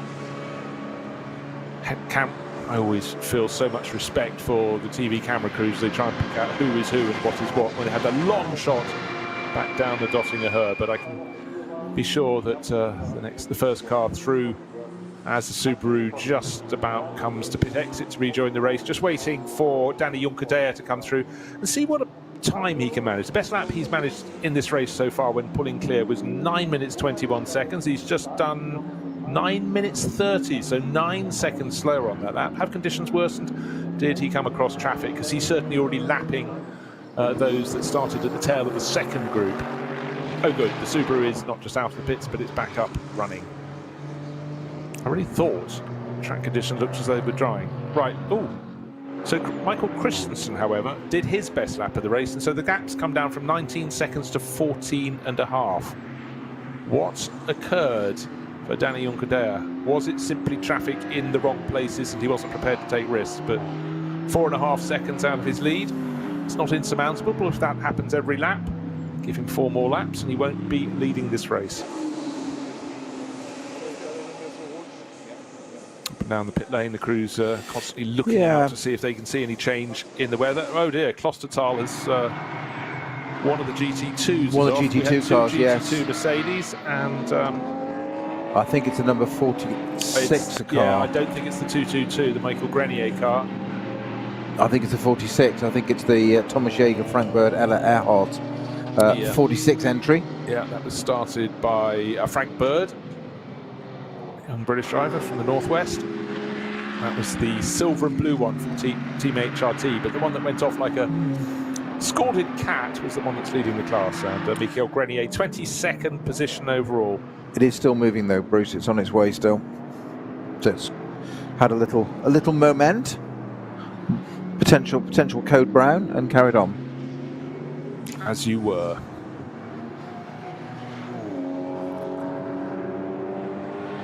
The Nürburgring Nordschleife, difficult in bright, dry conditions. Doubly difficult when the light fades. Trebly difficult when it rains. And when it's fading light and wet. Michael Christensen had such a strong opening lap, but he's now got more company because Colin Carissani has fallen backwards down to 5th place in the Switzerland Mercedes, and up into 3rd has come the number 24 Mercedes of Matt Campbell. That's the Lion Speed by Car Collection 1, and up into 4th now is Kelvin van der Linde, who's been super competitive, but the person who's under pressure is Michael Christensen in 2nd place, because he's now less than a second as they turn through the hats and backs, clear of the chasing Matt Campbell. Yeah, and you mentioned those lap times there, Bruce, that it was a 9:21 was the fastest lap of the race for Juncadella. That was the first flying lap of the race. He did a 31 from the rolling start, as it were, 10 seconds quicker. He then went to a 9:30, so he dropped 9 seconds on its first proper flying lap, whereas Christensen did a 25. And everybody else behind seems to do the same. So Campbell in 3rd position, number 24 is a 21. 24, van der Linde, Cesarani a 30. And Fetzer at 9:27. So interesting mixtures at the top there. Mercedes, Porsche, Lamborghini, Mercedes, Porsche at the moment. We mentioned BMW as being the strongest car of the season so far. Well, that's down to Kuba Maziak in 7th overall in the Volkenhorst 101 entry. His best lap has been a 9:33. I'll tell you who's not lapping very fast at the moment, and it's unfortunately for Darren Turner. It's Darren Turner, that's number 69 Aston Martin, being pushed back into the pit garage. That's entered by Durr Motorsport. It's dark green metallic. That rings from Aston Martin with broad white stripes up over the bonnet. But in this, you know, any team that has a problem, it's better to come into the pits, get it sorted. We've got another qualifying race tomorrow. Darren Turner will be gleaning experience for the team about the Vantage. It looks like he's just popping the steering wheel. Yeah, he is. Yeah, belts out. To climb out of the car. Not to say it won't be out again later. It's a 2-hour race, but obviously we've got, well, in fact, very nearly just over three quarters of the race remaining. There's a fantastic scrap out on track between a pair of BMWs, though, and Kuba Gimnaziak is moving all over the place. He's in 7th place overall, but Connor De Filippi, the start of this, the 4th lap, has just moved ahead of David Pittard in the Fricadelli Racing Ferrari, and really fancies getting his yellow, black and red BMW past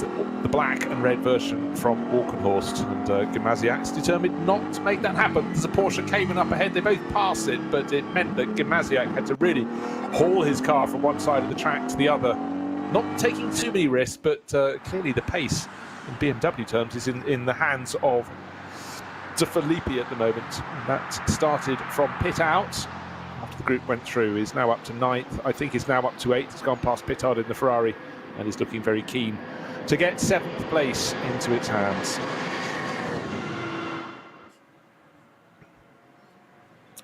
Gosh, the penalties are coming thick and fast. You feel in race control there were so many misdemeanors on the grid, largely with speeding in the pit lane, or particularly now cars that didn't get back down onto the deck with all 4 wheels when the 3-minute board was shown, because still the penalties are coming in.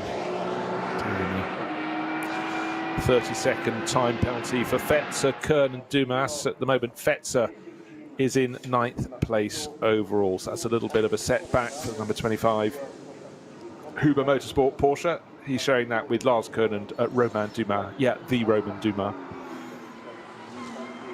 Well, I'm going to do my. I've asked Darren Turner what's happened to the Aston. See if he responds. No pressure. No, entirely so. Yeah. We Yeah. are watching, you know. Your public need to know, Darren. Come on, tell us.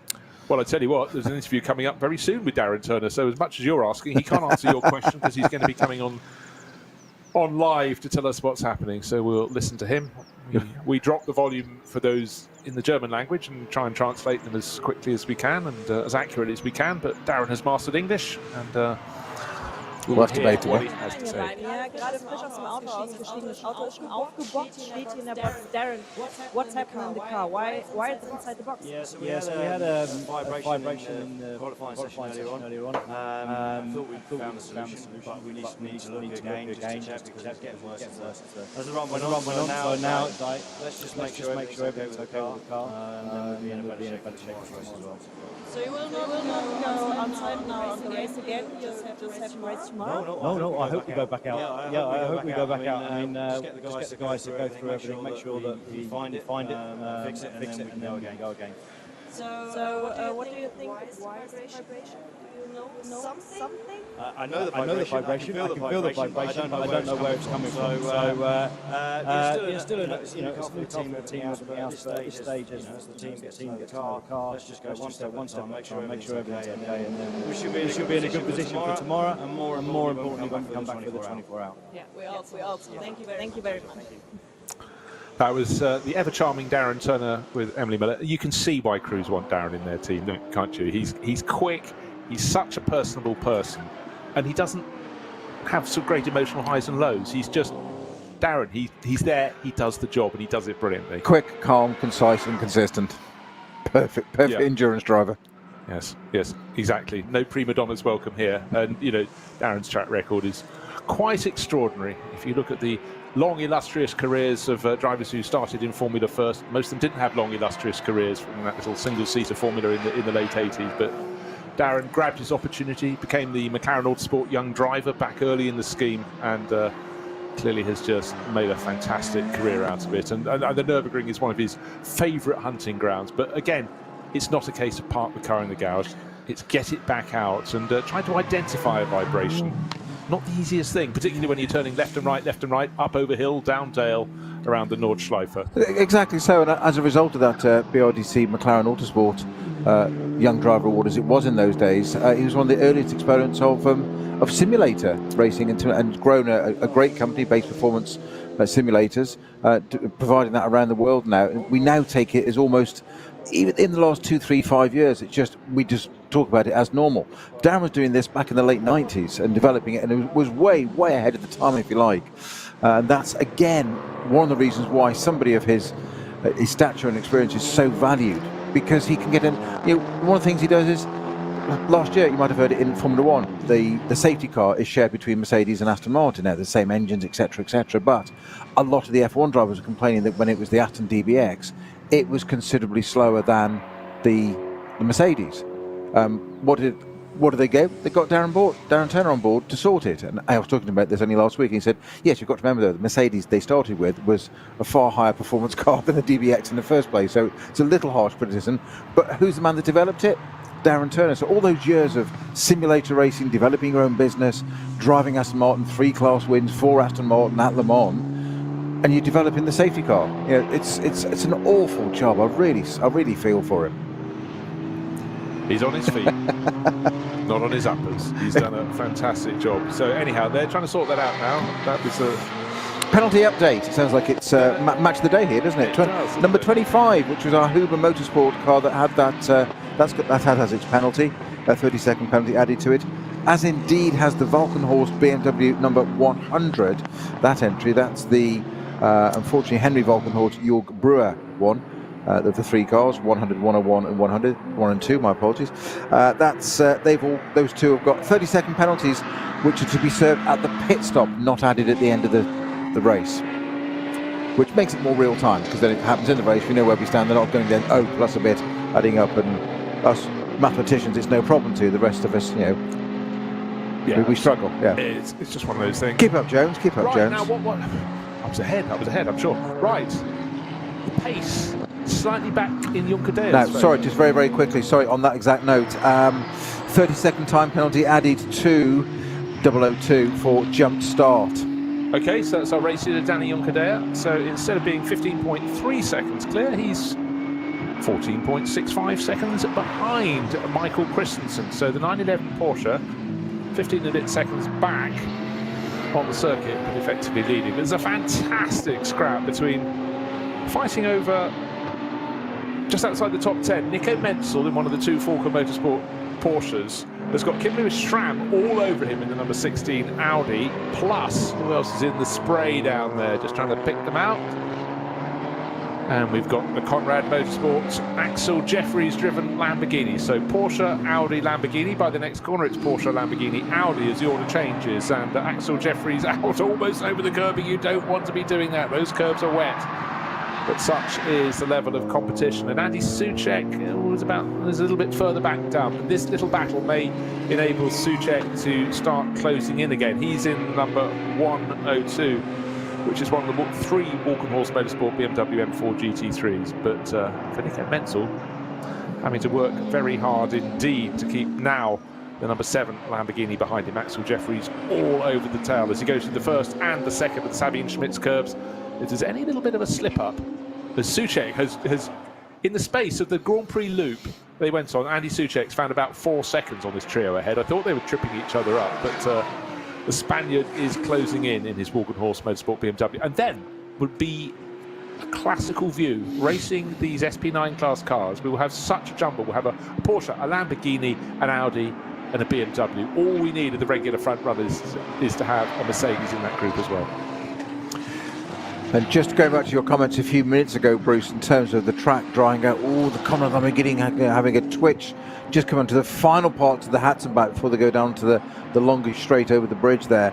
The track, certainly on the GP circuit, very much drying out, virtually dry, but not quite yet on Hatzenbach. And this is what we're saying about how the nature of this circuit. It's multi-layers. GP circuit looks great. Hatzenbach still greasy, a little bit dry. Yeah, no, it really is very, very tricky indeed. Tim Schrick, we saw him sitting aboard that Subaru WRX in the pit lane. His car is back out, but he is not at the wheel. One of his two Japanese teammates has taken that over. But Tim, full of enthusiasm for what was out there, but the enthusiasm you can have when you've handed your car over in tricky conditions for someone else to have a go. Just trying to see how far down the order. And it's Hideto Yamauchi at the wheel, down in 45th position of the 60 runners. But it's most important. Tim has loads of experience with the Nordschleife to get his two teammates out there in these tricky conditions, which they may well face come the 24 hours.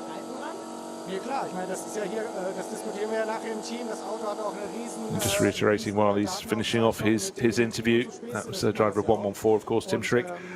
Is Danny Juncadea leading at the start of this lap, which is lap number 5, by just over 15 seconds, but with a 30-second penalty hanging over them. So keep an eye on that. For a lot of these teams, they're thinking, it's one thing doing it in a qualifying race and getting a penalty for, a minor misdemeanor, but you just don't want to be doing that in the 24 hours at the end of June, which of course we'll be covering in full on Radio Show Limited. Looking very much forward to that. It's going to come up in a blink of an eye. I don't know what you're doing at the end of June, but I'm going at the end of May. I'm going for the reruns. Did I say June? Good Lord. Last of the party. Who's on pole? Who was on pole? Right, okay. But again, just to reiterate, so many different classes of cars competing in this. We've got BMW M240i's, we've got production class cars, we've got Cup 2 Porsches, SP10, which is effectively GT4 runners, SPX, which is the special class. They're sort of effectively non-homologated cars, basically. Yeah, homologated SP9s, really. And by next year, they will have to be pinned into one of the classes. Yeah. Themselves. So just waiting for the end of lap number 5. I don't expect anyone to dive into the pits just yet, because though the track appears to be getting a little bit drier, the best lap of the race is still a 9 minutes 21. The best time in qualifying was an 8 minutes 13, so elbow space. And as I say that, of course, we get someone calling into the pits. But is that for a penalty to be served? I think there's every chance it could be. Is that the Schnitzel-Alarm? It's one of the Schnitzel-Alarm cars in the race, but it's not Colin Carasani's car. Still waiting, because we're still waiting for the race leader to come through. No, it's GT4. It's treble 2. It looks like a drive-through penalty by the looks of things, but wait to see if he does slow down at pit exit. Nope. Pit box Grenier. right at the end. That's the car that was leading. This is the better of the two brand new GT2 Mercedes. 700 horsepower, more power than the SP9 class cars. Yeah, because in pit box 28 right down at the end. Yeah, that's right why. At pit exit, it's always a moment where you think, has the camera crew picked that up at the right point? Have they just come out? But worst case scenario is the driver missed his box. Yes, going to the one he used to. It's embarrassing here, but at least here you can go and do the GP circuit and come back round again. So, of course, we're just waiting to see what happens when the penalty or how the penalty is served by the number 2 Get Speed Mercedes that Danny Juncadella started from pole position. A 30-second penalty is pending. The how, the when, the where, we will let you know as it happens. And around the Nordschleife, bit by bit, and not in a uniform way, the track is looking a little bit drier on the racing line. We had 60 cars on it. Of course, if we had, the fullest grid we could have 3 times that number, which of course would be drying the track out rather faster than the 60 or so that are still circulating with an hour and a quarter remaining in this race. Yes, both of the 2 GT2 Mercedes in the pit lane. The number 46 had a little moment out at Klostertal. It was all collected again and brought back. Frank Bird walks away from that.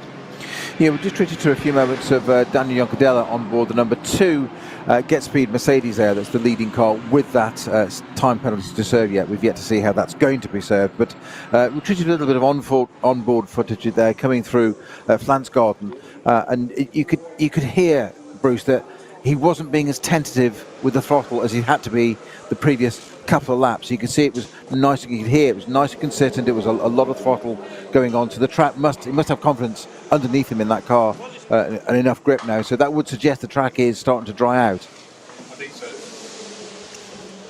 I think so, Snowy, and of course it's getting harder to tell because the light is beginning to fade. Right, news of that treble 2 Schnitzel-Alarm Racing Mercedes, brand new race global debut here this weekend, and pushed back into the pit garage. This is turning into a test session for them. And Michael Grenier got out of that, and also we had the HTP, sorry we didn't, the HRT Mercedes GT2. There's the other car, these brand new races coming in, and Frank Bird climbing out of that one.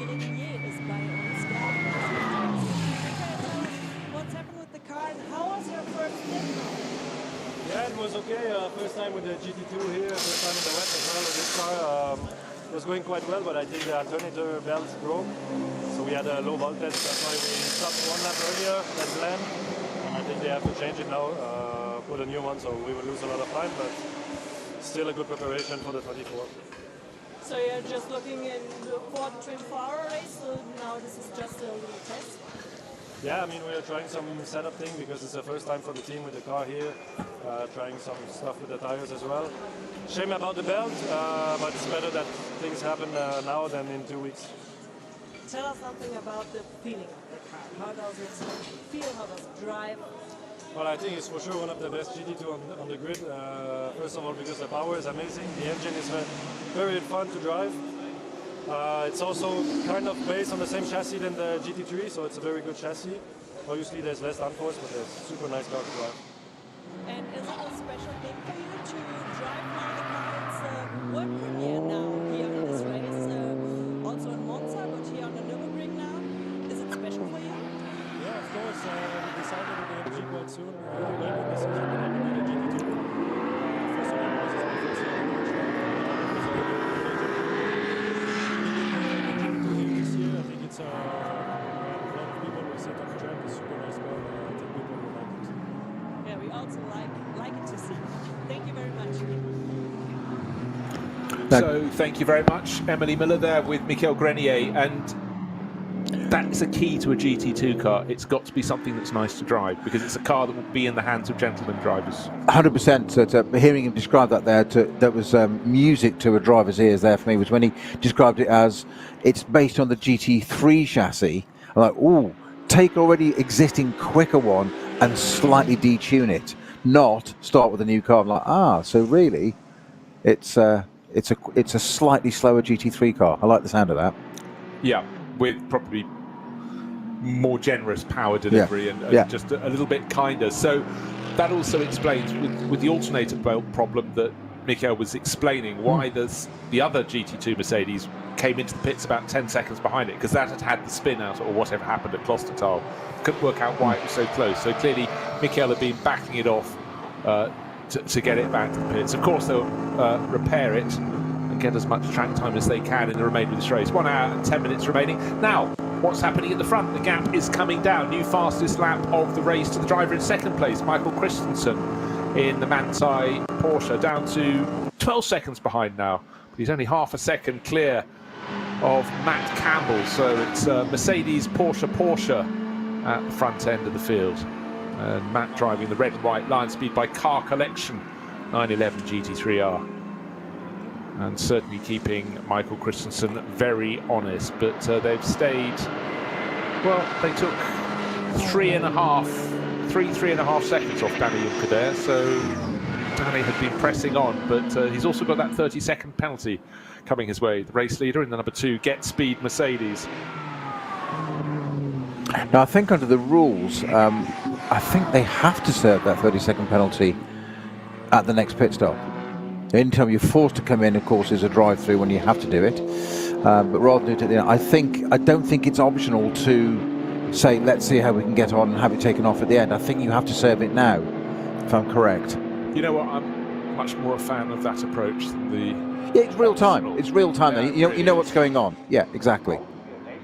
You know what? I think people are still talking about what happened when Ferrari were very clever on their feet at the British Grand Prix one year with Michael Schumacher serving the drive-through penalty after the checkered flag had fallen, and I'd already been up on the pit wall and seen, when I was working for Formula 1 TV, sort of, you could almost hear the pitter-patter of feet of team lawyers running up and down the paddock trying to work it out, with the wise owl of Ross Brawn looking implacable. He's sort of on top of the situation. This is what we'll do, lads. And exactly. They kept the win. All's fair in love, war and racing. Working out your margins. This is a business enterprise approach.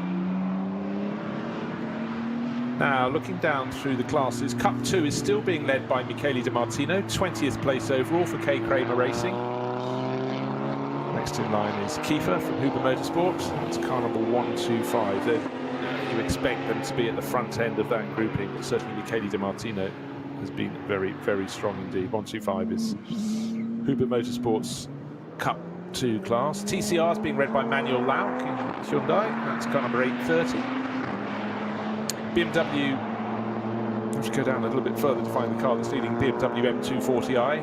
Reinhold Meitzner, that's down in 38th position, but I've skipped past a couple of classes. SP10, we mentioned it earlier, it's still the Toyota Supra from KCMG with Josh Burden aboard. And SP8T. Door Motorsport, one of the Aston Martins, is not in the garage. We've heard from Darren Turner in the SP9 Class 1, but Theo Nue is leading the SP8T class in his Vantage by a small margin ahead of the Gitti Motorsport BMW M4 GT3, which we saw on its outlap. Caught it in the fading light since then, but Theo Nue, French racer, does a lot of racing in Aston Martins. He's waving the flag in that class, 32nd position overall. Clock is ticking towards almost the halfway point in this 2-hour race. We've got double the fun tomorrow. We have a 4-hour race, and we also have the top qualifying, one at a time qualifying shootout, where the driver can blame no one but themselves, but equally they can give themselves the ultimate accolade of delivering when the others couldn't quite match their pace. So real spotlight on the driver's time for them tomorrow. So that comes a local time at 10:30 in the morning, which is 9:30 in the UK. Work it out to where you are. We're on British summer time now. And then at 1 o'clock Eiffel time is the start of the 4-hour race. But right now we're getting close to the halfway point in this, a 2-hour qualifying race. And the grid positions were set for that this afternoon, and the grid positions for tomorrow's 4-hour race will be set tomorrow morning, starting at 8:15 local time on the Nordschleife. They get 90 minutes to thrash around and try and see what sort of times they can set.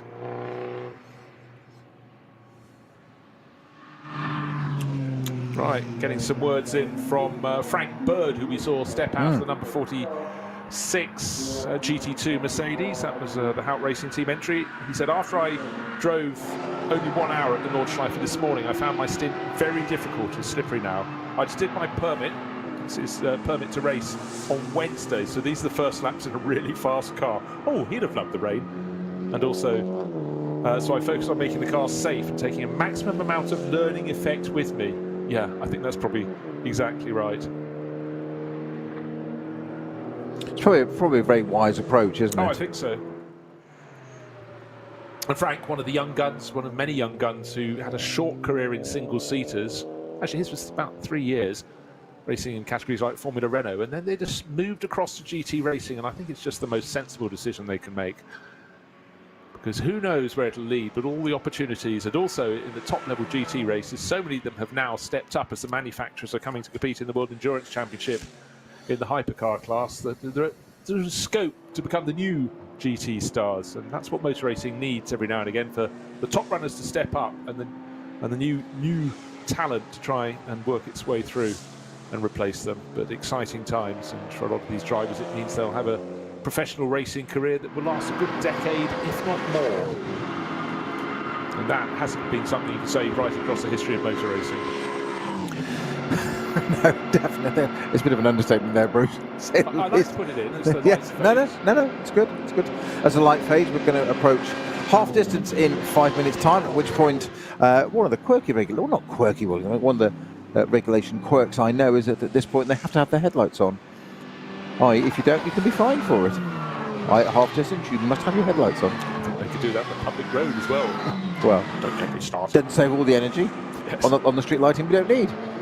Anyway, Well, Michael Christensen, he likes his 911s, but he wasn't too keen on the one that was sideways in front of him at the penultimate corner, going through Tiergarten. And one of the Cup 3 class cars was just about to dive into pits. The driver maybe was just focusing on its arrival at the pits, but got it very wrong, and it literally was at 45 degrees across Christensen's nose. But Matt Campbell moved up into second place and pulled away by 2 and a bit seconds from Christensen. And for Christensen, it wasn't a case of him doing anything necessarily wrong, but it nearly went very wrong twice. Once he was passed, and then once he was nearly taken out. But good news for him, he's going down the slope towards the Dunlop hairpin on the Grand Prix loop. Matt Campbell escaping down the slope ahead of him, just going through the tight right, and you've got the left kink, almost not a kink, they'll be flat out down there towards the Dunlop hairpin. Certainly the Australian got the better of the Dane that time around, but a lucky escape from Christensen as he was just about to complete lap 6. As they fight, as their lap times come down, certainly Campbell's, race leader Danny Juncadere can just about match that time, a tenth of a second slower, but he's sitting on a dozen seconds advantage. However, we still have that penalty of 30 seconds to hit the unfortunately marginally too fast starting number 2, which is the Get Speed Mercedes. Number 7 is the Lamborghini that started from the pits after a misdemeanor in qualifying. And Axel Jeffries has brought that in. He got up to the tail of the top 10. Enjoyed the Zimbabwean racer, enjoying some great scrapping out there on the circuit. And he's got Danny Sufi and Jelmer Berman as his teammates. The one sense is those are the names already on the roof for tomorrow when it's a 4-hour race. For a 2-hour race, you don't need 3 drivers unless you simply want to have an extra pit stop and bring them in just to gain experience. Danny Sufi short of experience on the Nordschleife. Jelmer Berman and Axel Jeffries have plenty thereof.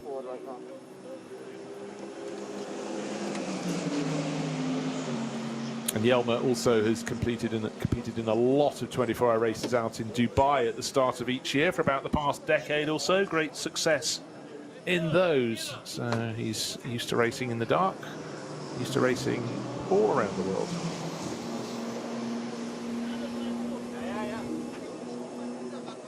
Pit stops are always quite measured in the ADC and VLN managed races, but right now in a qualifying race, it seems even more laid back, if you will. It's about ironing out the faults. They got the penalty to start with, so it was never going to be a victory in a 2-hour race. Starting from the back of the pack, from the pit lane, that would be all but insurmountable. However, it's about gaining experience.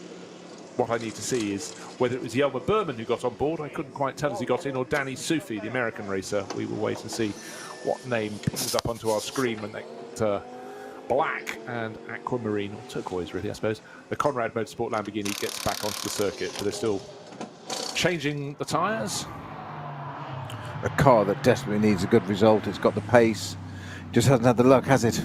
This last couple of years, to be honest. It's certainly not lacking in pace or how it's run. It's just it just needs a result.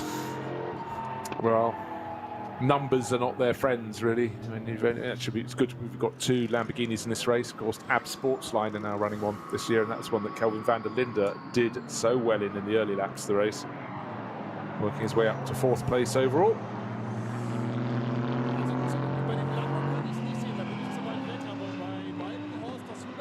Now, waiting for Axel Jeffries to be interviewed. He's applying in German.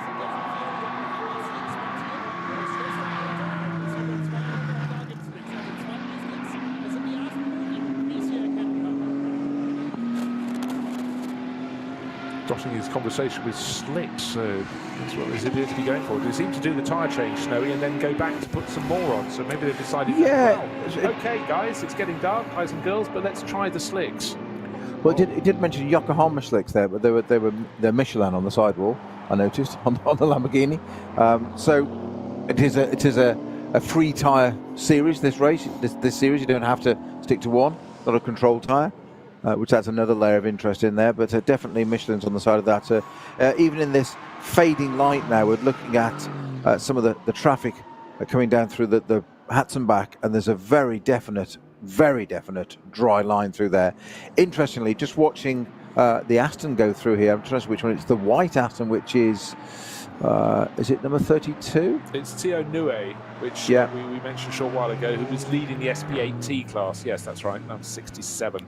Yeah, and that's he's I think he's struggling with those tyres. I'm guessing he's on at least an intra, if not a wet, because he's doing a lot of off dry line running and taking it through the colder bits and keeping those tyres cool, wet is what they, because obviously wet tyres or even intermediates on a dry bit, they'll just chunk and just degrade unbelievably. Well, I think this is why also we saw that Porsche a short while ago almost across the nose of Michael Christensen. Yeah. They then dived into the pits. Walkenhorst Motorsport have decided slicks are the way to go, because they've just whacked them onto their number 101 M4 GT3. That's the one shared by Christian Cronjes and Kuba Gimasiak, who was fighting so hard around 6th place, and Andy Soucek, Jake Dennis and Jens Klingman. 3 names, but only 2 will be doing this race, will also go for slicks. This is Axel Jeffries. Yeah, it was a bit of a risk, but I think it's just on the line right now with whether we go wets or slicks. And I don't think set of wet tyres would have lasted the whole stint, so we took a gamble and went with inters. Should be okay. But it's very tricky, so how are the weather conditions now outside? Honestly, when it's like this, it's pretty easy to understand what's going on because you don't have so much standing water, so it's easy to understand. The biggest thing is just looking after the tyres. So far, we started off quite strong, but towards the end of the stint, it was overheated a little bit, so it's a bit of tyre management. When you're talking with your teammates, how is the track condition outside? Why the slicks? What time you hit? Yeah, it's a bit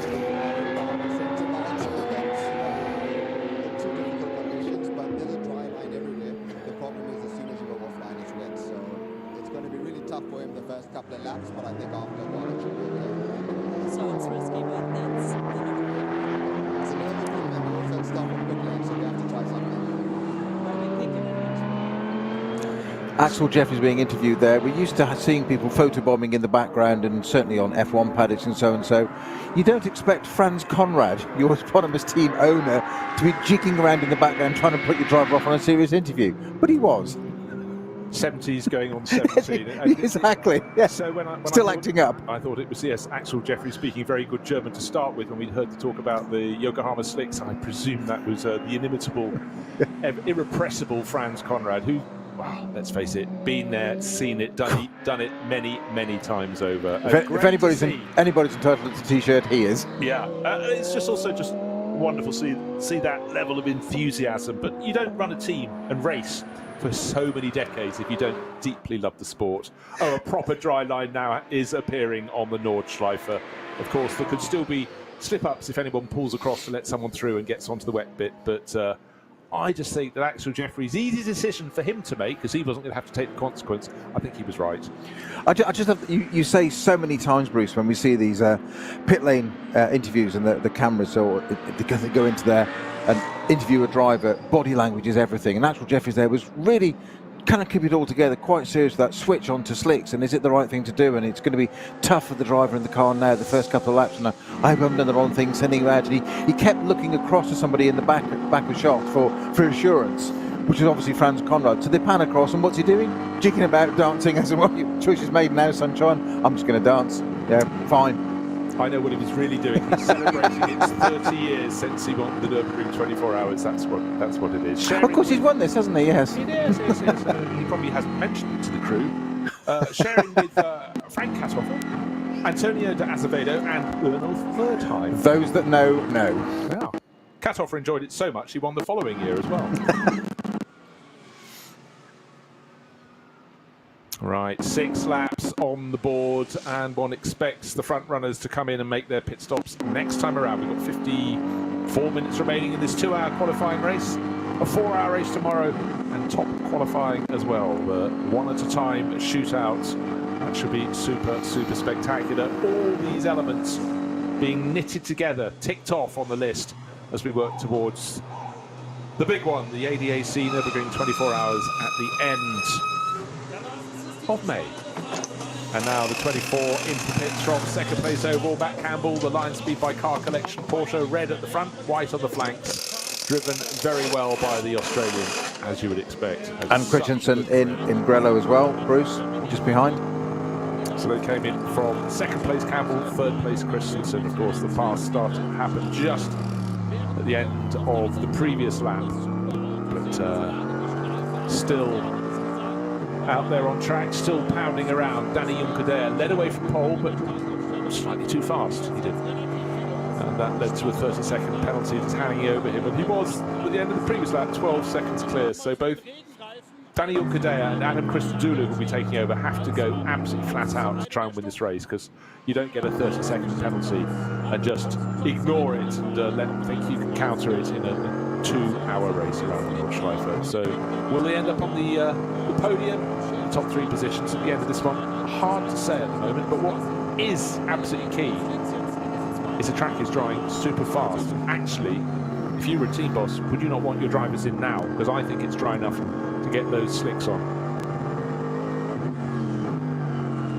Then again, you'd be relying on Danny Juncker, super experienced GT racer, to report, yeah, I can do another lap. The wet tyres will hold up for that, I think. Best lap of the race, 9 minutes 16.9. Let's call it 9 minutes 17. The driver who came in from second place, that's Matt Campbell. Out on the track, still pounding around, trying to get his way past the Caymans and the BMWs, is the race leader. Number 2, Danny Juncker, loses a host of time behind a Cayman. Works one way, works another, but Danny will be surely coming in this time around to hand over to Adam Christodoulou. And Adam, of course, seems to have spent latter half of his career pretty much at the Nordschleife, doing great, great things.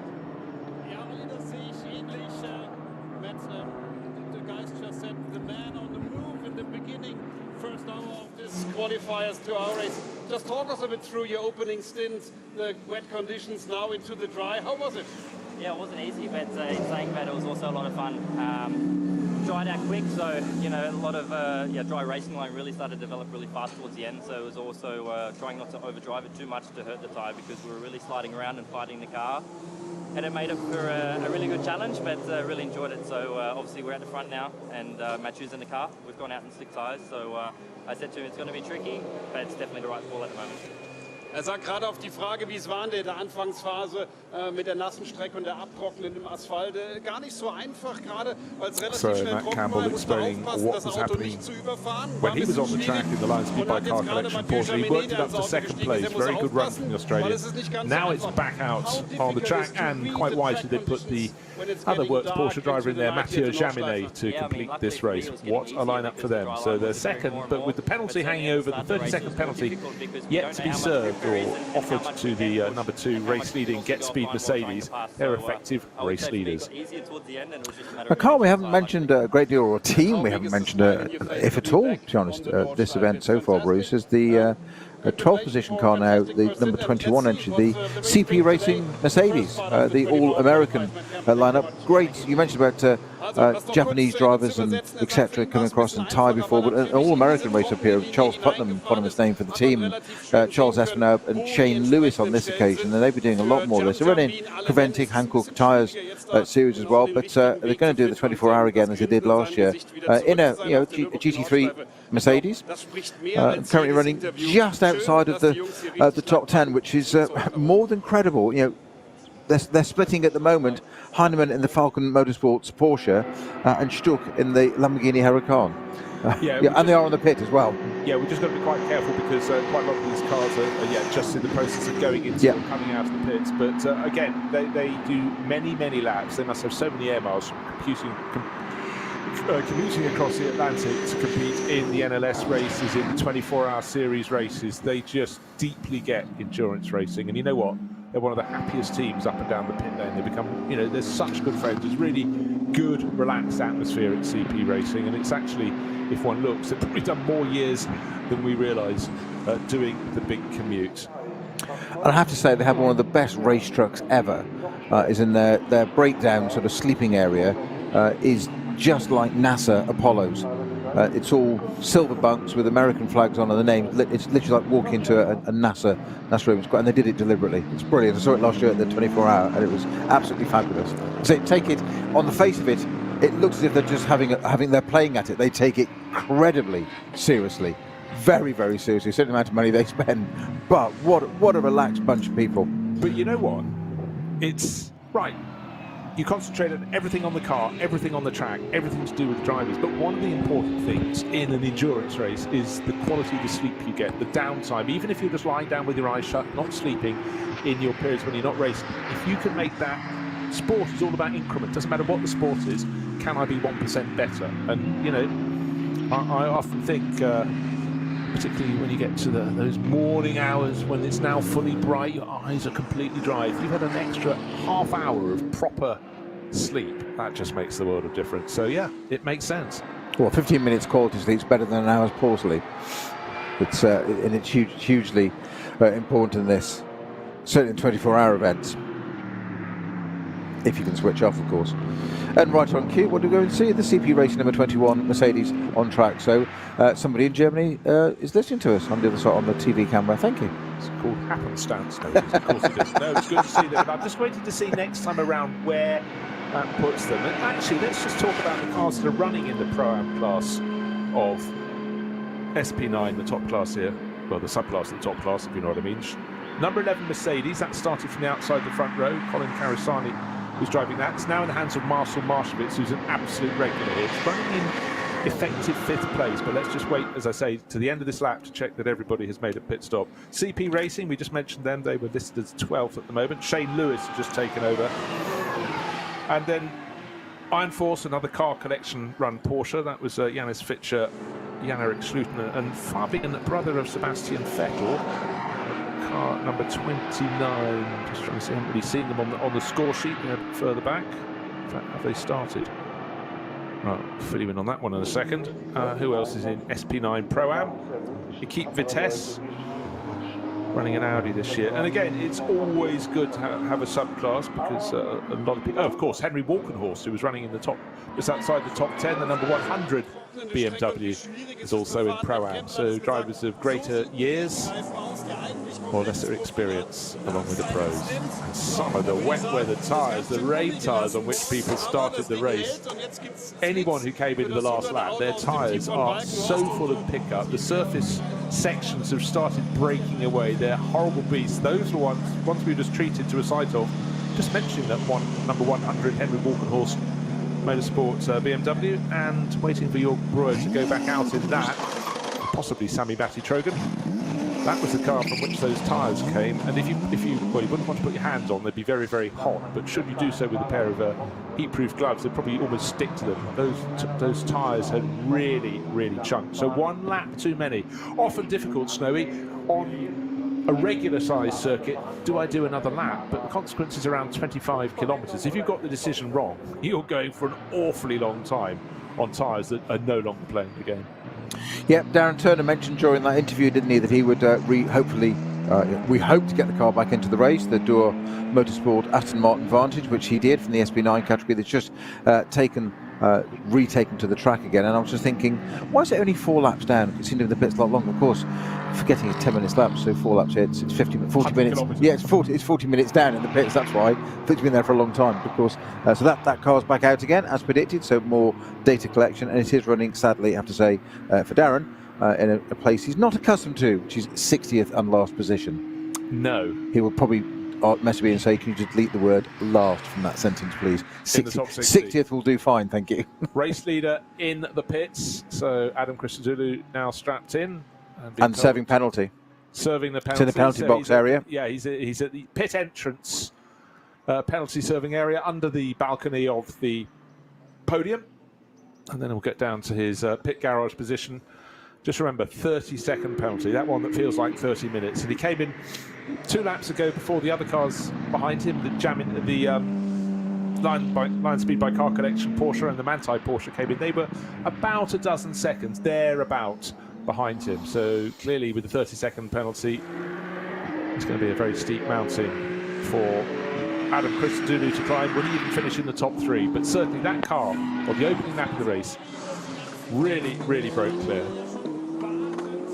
And now the car is out, away from its time-serving penalty and into position. This is the number 2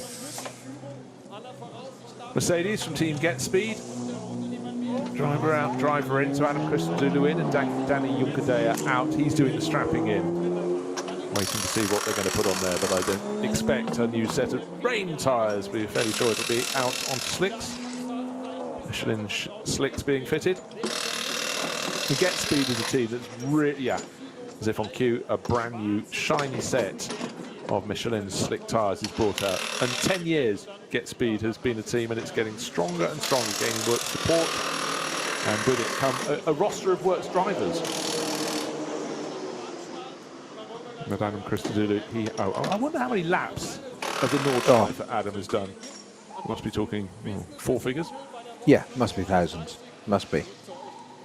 Because of course what we forget is a lot of these drivers spend time here, racing and practicing and testing, but they're also here with the manufacturers as well, driving the road cars around and helping to develop those, and with the tyre suppliers trying to help them tyre work. It feels as though it's almost dark. Doesn't seem like it at the pits because we have the lighting on the gantries above and from the hospitality suites, lights in the grandstands opposite, but out on the Dottinger Her, for the camera crews trying to pick out the cars, it's getting harder and harder. Right, in the pits at the moment, 2, 72 and 40. 72, number 2 is the previous race leading Get Speed Mercedes. Number 72 is the BMW Junior Team M4 that started from the pits, and also starting from the pits was Mike Rockenfeller in his car, Team Shearer PHX Audi, number 40. So they've got up the order, but we'll go back down. Now, no change of driver there for the number 2 race leader. It's still saying Danny Juncadella. No, Danny Juncadella is in the pits being interviewed, so I don't need to be a sleuth. No, you don't. No, I hadn't seen that bit. But Adam Christodoulou. So that's actually quite reassuring, because I was thinking that exactly that. It should change. But it said out and it didn't change. It hasn't changed the order. So BMW Junior Team number 72 has switched to Johansson. So maybe they just haven't done their driver board on it. Yeah, flick of a switch, that'd be young Swede Erik Johansson. The last car of the front runner is still in the pits, but probably just about to go back out is the Mike Rockenfeller driven number 40. That was one of 3 cars that had to start from pit exit. And as, in fact, I'm trying to think which the drivers pointed out, that meant they had 1 lap more fuel, but with the track conditions changing as fast as they were, maybe they didn't feel they might have made the decision not to use that extra lap of fuel and come in just as soon as possible to get on the slicks. But anyhow, with 8 laps now on the board, everybody has served their pit stop. But expect, one would think, the number 24 Porsche from line speed by car connection, Mathieu Jaminet has taken it over from Matt Campbell. I would expect that to be at the front of the queue, because it was second behind the get speed number 2 Mercedes, but that one of course had that 30-second penalty to serve and pit in, which would have dropped it back.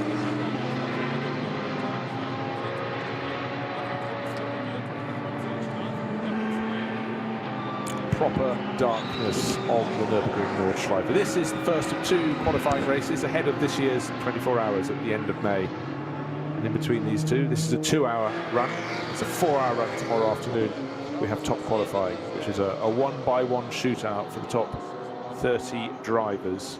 And that is going to be a real spectacle. Don't know what the weather's going to be tomorrow. It was dry this morning at the Nordschleife, wet this afternoon going into the race that started in late afternoon. We've been through evening, we're now into near full darkness around the Nordschleife. Harder and harder for the drivers to pick out the dry line, but then again, if they're on the right line, that is where the dry line should be. And the drivers started the race almost universally on wet weather tyres, on rain tyres. A couple of cars, including the number 5 Audi from Shearer Sport PHX, in which Vincent Kolb started on intermediates. That was not the way to go. They came in and had to change onto wet tyres, but everybody at their pit stop appears to have gone onto slicks. I think you'd be fairly mad if you didn't. Quite a few penalties have been served as well. Quite a few teams served were penalised before the start and therefore had to start from the pit. Some of those penalised doubly so they also had to have a time penalty, and the number 2 Get Speed Mercedes earned its own penalty by Danny Juncker just getting away a fraction too soon at the start of the race from pole.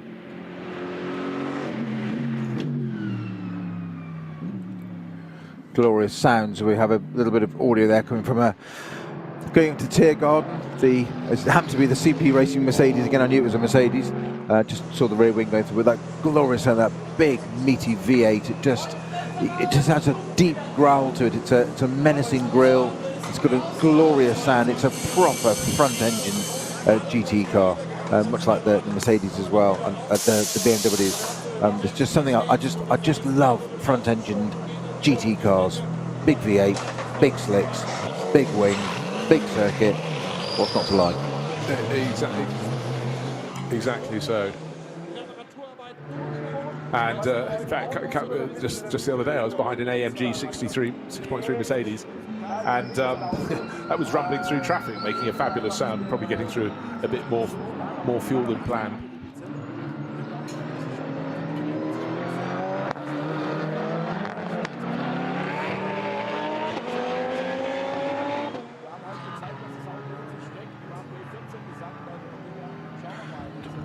So one of the features of this race this weekend is the global debut of the GT2 Mercedes in racing. 2 of them competing here. Both of them had little problems. We heard that there's an alternator problem on the car from... Which one had it? It was the HRT, or was it the Get Speed? It was the Get Speed. Oh, it was the Get Speed car, wasn't it? Yes. But, led with Michael Grenier. That is now back out on the track. He said it had become a test session for them ahead of tomorrow's race. Merrick Bockman has just gone rumbling out of the pit lane in that, and the number 46 car, which was Team HRT, out racing team version, that had a shorter pit stop. It had a little moment for Frank Bird out at Klostertal, but he said, look, I only did my ring permit on Wednesday, I wasn't going to take any risks. That came in, had a bit of a pit stop, and it seems that unless they've failed to change the flick the driver switch, the young British racer Frank Bird has gone back for the second part of its run. Right at this stage in his Nürburgring racing career, probably not a bad idea. Get as much experience as he possibly can. And Gunter Aberer, who's the long-term boss of many teams, he's boss of Schnitzelam Racing, or team manager, was explaining it was an engine belt that was broken, which is pretty much what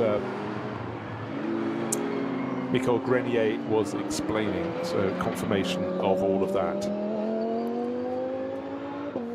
So, how low will the lap times go? Best time in qualifying on a dry track was 8 minutes 13. Best time we've had in the race so far, but these are by cars on intermediate or predominantly wet weather tyres.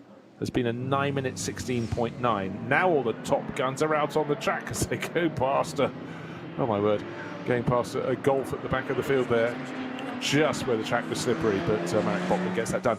However, now the cars are out there on slick tyres, so let's see what the time will do. Always interesting to see that here from the drivers who just got out.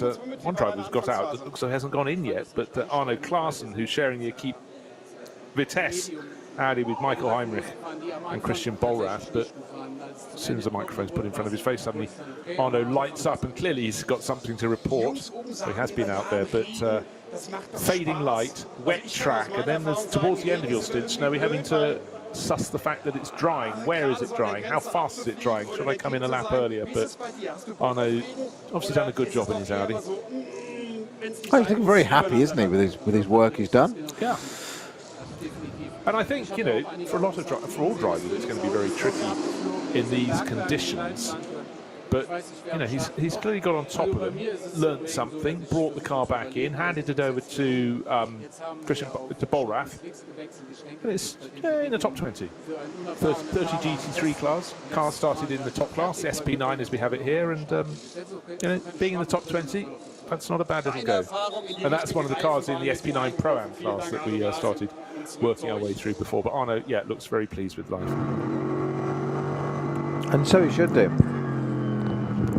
Of course, the key is going to be which car is where when they get to the start-finish line this time around. The pit stops have all been served in the top class. In fact, every driver in the field has now served their pit stop bar one, which is one of the TCR class cars. And that surely is going to be coming in any time now. But up front, just remember, the number 2 Mercedes from Team Get Speed led comfortably in the hands of Danny Juncadere, 19 seconds clear after 2 laps, 11 seconds after the first lap. Then that gap came down and down, and then the news came through as the gap came down to just 12 seconds, that a 30-second penalty had to be served by Danny Juncadere at the end of his stint. And only then did they start the pit stop and the driver change to Adam Christodoulou. But that, I would reckon, we will have Mathieu Jaminet coming through in the lead in the 24 Porsche. The second place, by all reckoning, should be the 911 Porsche, now in the hands of Frederic Machiavicchi. And I think Danny Juncadère's car, when he started the number 2 Mercedes, just waiting for that to flip through to say Christodoulou, should come through in about 3rd position. And then next in line should be the number 72 BMW, now driven by Eric Johansson, the BMW Junior team entry. Well, we're about to find out as the number 002 car comes over the line. Counter the gap to second place. It's still leading by, according to our time screen, it's 6.6 seconds ahead still. Okay, that's interesting. However, of course, the number 2 Mercedes from Get Speed pitted a lap later than its rival, so less time to put, you know, well, let's have a look. Yeah, going through the twister behind. The 2 Porsches, 24 and 11, Mathieu Jaminet and Fred Machiavicchi, separated by only a second, but they are 6.5 seconds down on the race leader. So Danny Juncadère clearly did some very tidy laps before the pit stop, while his rivals came in. The fastest lap for Fred Machiavicchi there with a 9:02.2. Mathieu Jaminet with a 9:02.7, so just a half a second between them on lap times there. But 6.5 seconds. 14 seconds faster than the fastest laps before. That's on their first flying lap on these. First full flying lap. Let's see what they can do next time around. Of course, there's traffic. And circuit's a lot drier now. How low will they go? Properly dark around the Nordschleife. And in many ways, it's quite good for the drivers that they saw the dry line just starting to appear, then becoming more obvious. But as it became more obvious, the light started to fade. But they knew where it was by then. It's on the racing line, but not anywhere beyond that. So anyone going a little bit wide could have a little bit of a wake-up call. 9 minutes, 2.2 seconds. Fred Machiavicchi, fastest lap of the race so far.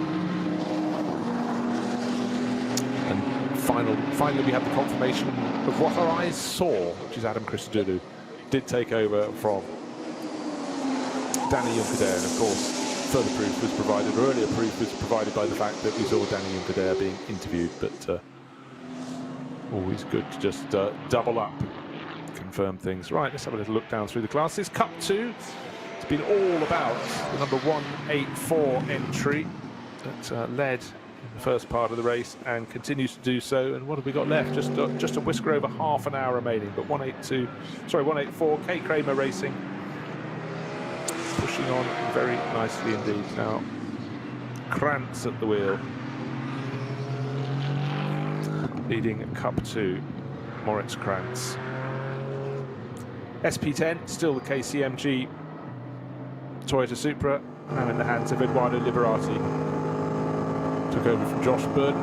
They've been driving for that team for a long time in a lot of different vehicles, actually, it must be said, working their way through the manufacturers. I'm sure all the sector times are going to be tumbling. Certainly will. The track is getting drier all the time. So right now we are at the 3/4 distance in this 2-hour race, a qualifying race for next month's ADAC Nürburgring 24 hours. Started in on a wet track. It had been raining. For the first drivers, almost all went out on wet weather tyres. A couple went out on intermediates, found it was the wrong thing to do, had to come in and put on the wet weather tyres. A few cars have had problems. It's only a qualifying race, it doesn't matter too much, it's about getting the experience. We've got this brand new first ever race for Mercedes GT2s. And they have been using this very much as a test session, not just for the cars, but also for the drivers like Frank Bird, trying to get up to speed at the Nürburgring. Just got his permit to compete in the 24 hours back on Wednesday. In fact, I'm sure early this year he was entered in one of the NLS races, but maybe didn't actually compete in it. Maybe the car wasn't still around when he needed it. I think you're right. I'm sure I've seen his name on one of the entry lists, unless I was getting ahead of myself working on the 24 hours entry list a month or two ago. Now, are we going to get lap times under the 9-minute mark? I sense we are this time around.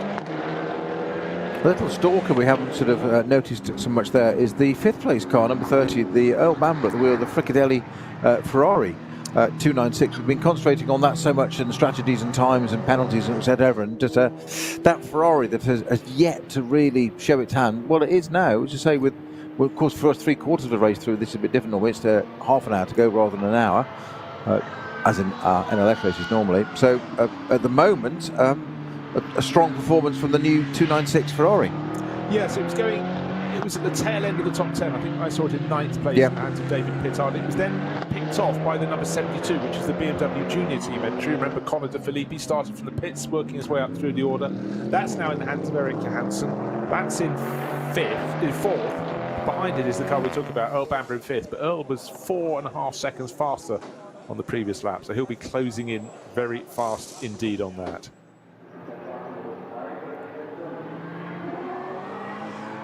So we'll give you the margins at the end of lap 9, 7.6 seconds was the margin. Adam Christodoulou ahead of Matteo Jaminet goes to prove they were very good in and out laps for Danny Junkerdare. Penalty served, 30 seconds in all. Back into the race, back into the lead.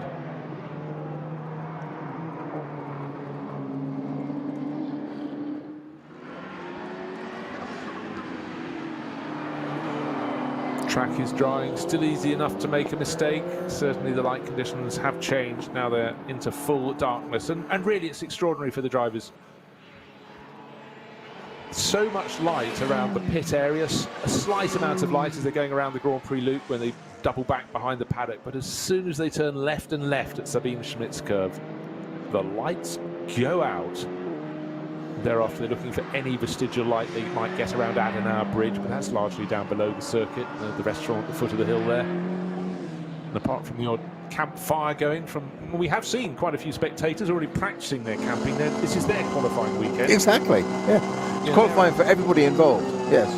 Yeah. Cars, caterers, mechanics, technicians, you name it. Yeah, can castle builders, they're all out there, refining the skills they've picked up over the decades. And of course, so very, very different to Le Mans 24 Hour, where so much of the circuit is illuminated, and it is very, very, very different.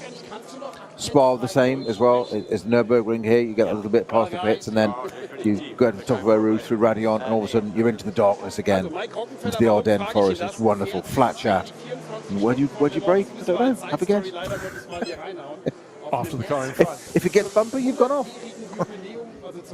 Now, one of the smiliest drivers in racing with a record like his, why not? Mike Rockenfeller, he being interviewed in the pits, it's as though he's just won the world championship. But this is a team with so much experience. Unfortunately for them, one bit of experience they didn't have was not getting a penalty before the start of the race. But Mike has handed over to fellow DTM champion Martin Tomczyk. The car is up into 6th place overall.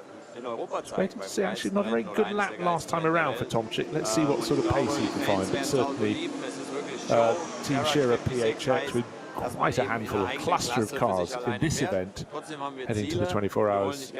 Certainly Rockenfeller doesn't look as though he's had a bad time. He looks as though they've probably learnt a few new tricks in the changing conditions. Bruce, I don't know, and I can't speak for him, but I would suggest that having survived that horrific accident at Le Mans a decade or more ago, 2011 I think it was, that extraordinary accident, it was a proper plane crash of an accident. Having walked away from that intact and still racing, I think I'd count every day as a blessing, be smiling as well. Yeah, it was just after Mulsanne corner, and in fact there was someone I know, who's Dan Partel, who ran the Euro Series first in Formula Ford 1600 and Formula Ford 2000 with the likes of Ayrton Senna racing, and then of course Opel, Lotus, producing the great names, the Mika Häkkinens, the Alan McNishes, etc., etc. The house he was staying in, part of Mike's car landed in the garden. Yes, you're quite right. You have motor racing crashes, and that was an air crash. Unfortunately, it was a GT class Ferrari, I think, just moved marginally into his path. That's all it took. It's all it took, exactly. And you just mentioned Alan McNish, who of course had that earlier one in that same race. It looked like it wasn't going to be Audi's day, but they regrouped and did it. But most importantly, both drivers, Alan McNish and Mike Rockenfeller, each suffering monumental crashes, and the testament to the strength of the car these of both getting out of them. And I think if I remember correctly, that Rockenfeller, he'd already extracted himself from the car and got away from it and gone to lie down to go, kind of like, wow, check all my senses and count all the phalanges, etc., etc. And the marshals got to it and were horrified because they couldn't find him. He'd already got himself out of it. They thought he'd been thrown clear of it. He hadn't. He got out and said, well. It was a very hard place to get cameras too. And of course this year, Mike will be racing back at the Nürburgring Saudi, though, be the NASCAR Garage 56 entry. That's why he's smiling. He's having to learn to be a good old boy. And but certainly the drivers in that, Jensen Button, massively enthusiastic about the project. It's something quite left field, and I'm all for a bit of that. Yeah. The driver lineup they have for the 24 hours, that'll be quite exciting. Can't wait. Certainly make a great sound. It will. I'm sure tomorrow. And guarantee some good interviews as well. Oh yeah. Part and parcel. Right, 10 laps on the board. The gap's only come down by a second, but we've got below 9 minutes, 8 minutes 49. New fastest lap of the race for A. Christodoulou, not just any A. Christodoulou, Adam Christodoulou. 6.6 seconds clear of Mattia Jaminet. And tucked in behind him, just 0.4 of a second behind him, is Fred Machiavicchi. So we've got the Get Speed Mercedes that's served its time penalty, 30 seconds served, and it's still leading this race. Mattia Jaminet, the Alliance Speed by Car Collection. Porsche, red and white car, in second place. Third place just behind him, Fred Machiavicchi in the Manthey Porsche. And then behind them there is a full, wait for it, 1.25 minutes back to the number 72 BMW Junior Team M4 GT3. And that has, it's been caught quite quickly actually. Johansson is not lapping anywhere near as fast as his rivals. He did a 9-minute 13-second lap, and that's why the gap's coming down hugely to Earl Bamber in the Fricadelli Ferrari, who just did an 8-minute 55-second lap. So some drivers are beginning to wonder if some of them are just on a drying track but still on intermediate, if they've gone for intermediates rather than slicks, because there's a huge discrepancy in times. And just to reiterate, fastest lap of the race, I was about to say 8 minutes 49. I had said that about our race leader Adam Christodoulou, but if I scroll down to 13th place, Jens Klingmann, Volkenhorst Motorsport, we know their cars are on slicks, their M4 GT3s, 8 minutes 41. So you were debating whether it's going to be under a 9 minute. right, we'll forget that. Yes. It's considerably under, isn't it? Jens Klingmann at 8:41.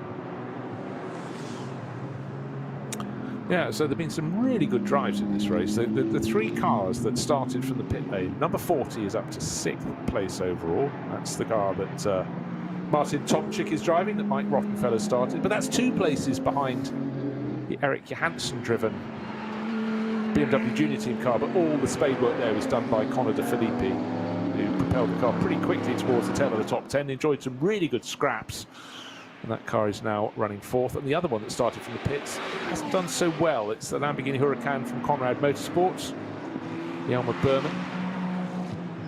He's not doing bad. His lap time isn't brilliant yet on slicks. Let's have another lap. Some drivers seem to take an extra lap to get full confidence in their slicks. What their lights can pick out in the dark is a dry line, but it's not always easy. But Jelmer Berman, we heard from his teammate Axel Jeffries talking about whether he thought it was quite right. He was confident it was right to go to slicks, but he was the one in the pit garage, not the one who was about to take on the challenge. Yellow flags at Tiergarten at the very end of the lap. Marshall's post 2:01. That's just flashed on our screen. Now, unbelievably, that's the first of this race. Is it? I feared I might have missed some, but wow. I've deliberately kept quiet all the way through, saying we hadn't had anything thought, because it would be the curse of. It's the first one we've had. Right. It's only at a 120. Jens Klingmann has just dived into the pits. Maybe he wants even slicker slicks. That's the 102 Walkenhorst Motorsport BMW. It's got up to 13th position, but it's in the pit lane. It will lose positions. Yellow flag still at Tiergarten, the very following corner, Hohenrhein.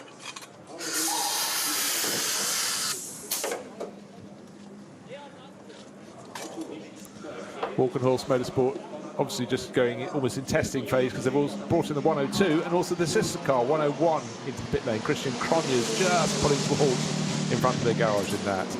Now the cars look slightly wonderfully dirty. The filth is coming off the track now, the wet track, landing on the black and red Advan sponsored and Yokohama sponsored Walkenhorst cars.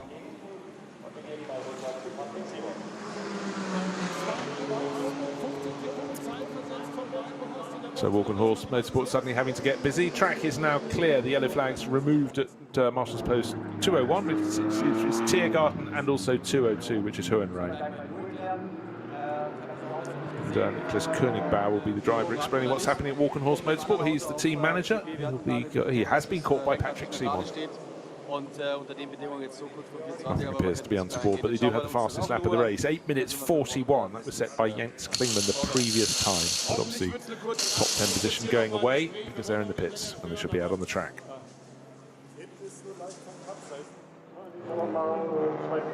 If you've never watched these races before, these qualifying races, it's as much for track time as for position. It's about, obviously, you've got the advantage of winning and the prestige that goes with that. But for a lot of the crews, we heard earlier from Darren Turner, there was a vibration on his Dürr Motorsport Aston Martin Vantage. Get it sorted. That's what they're doing. They're learning. For a lot of these teams, they're new to their cars this season, so a lot to learn.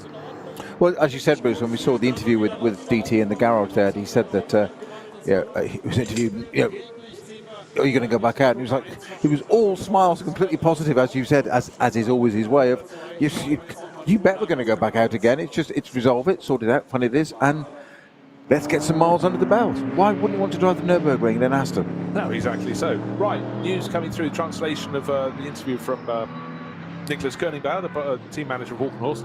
101, that was Christian Cronjes, had an off at the end of the lap, so he came back into the pits to tell them about it. And 102, just set the fastest lap of the race, came back in because Jens Klingmann said the steering wheel was no longer centred. That's worth coming in for, I feel. Yes, having just set the fastest lap of the race. Yes, okay. Yes, drivers are made of different things. They are, aren't they? Yes. Not marzipan. Yes, don't think we quite always understand it, and perhaps it's best not to.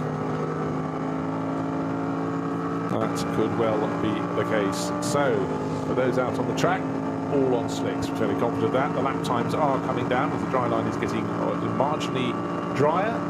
No lighter, of course. It's full darkness out around the circuit.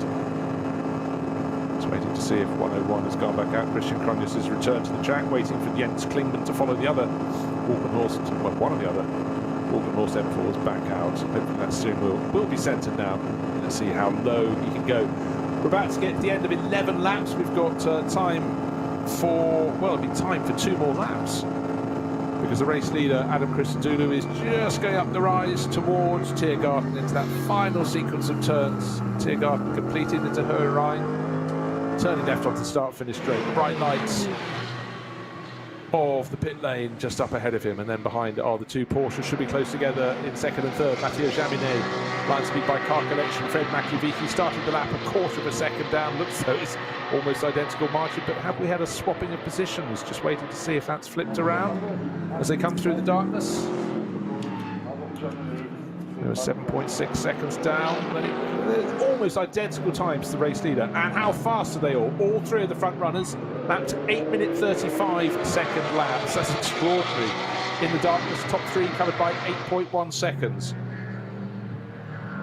But it's still Adam Christodoulou, the Get Speed Mercedes, leading the race by 7.5 seconds from Mathieu Jaminet, who is just in front of Fred Makiewicz. So it's line speed by car collection Porsche from Manthey Racing Porsche as they chase the Get Speed Mercedes. Huge margin over the 4th place car, waiting for that to come through. Will it be Earl Bamber in the Fricadelli Ferrari, as he was fast closing on the 4th place Eric Hansen in that BMW Junior Team M4? And I fear the Valkenhorst Motorsport BMW, the 102 entry, that steering not being centred, or steering wheel not being centred issue, maybe a little bit more fundamental than we fear, because it's now being pushed back into the garage, and with just under 15 minutes to go, may not be rejoining. So I think he's broken it driving it so fast. Basically, yeah. Would it appear? Jens Klingman. First the sound barrier, then the steering.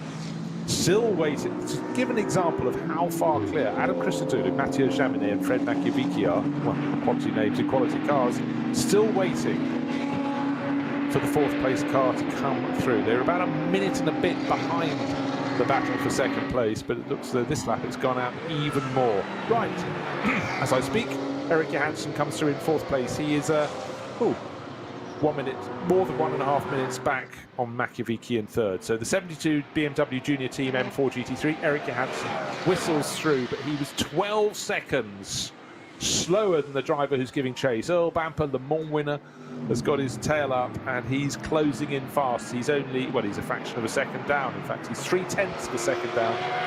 So if the number 72 BMW can be caught on screen, black, yellow and red, colours of the BMW Junior Team, then Earl Bamber should be right behind him in the Fricadelli, the red and white Ferrari.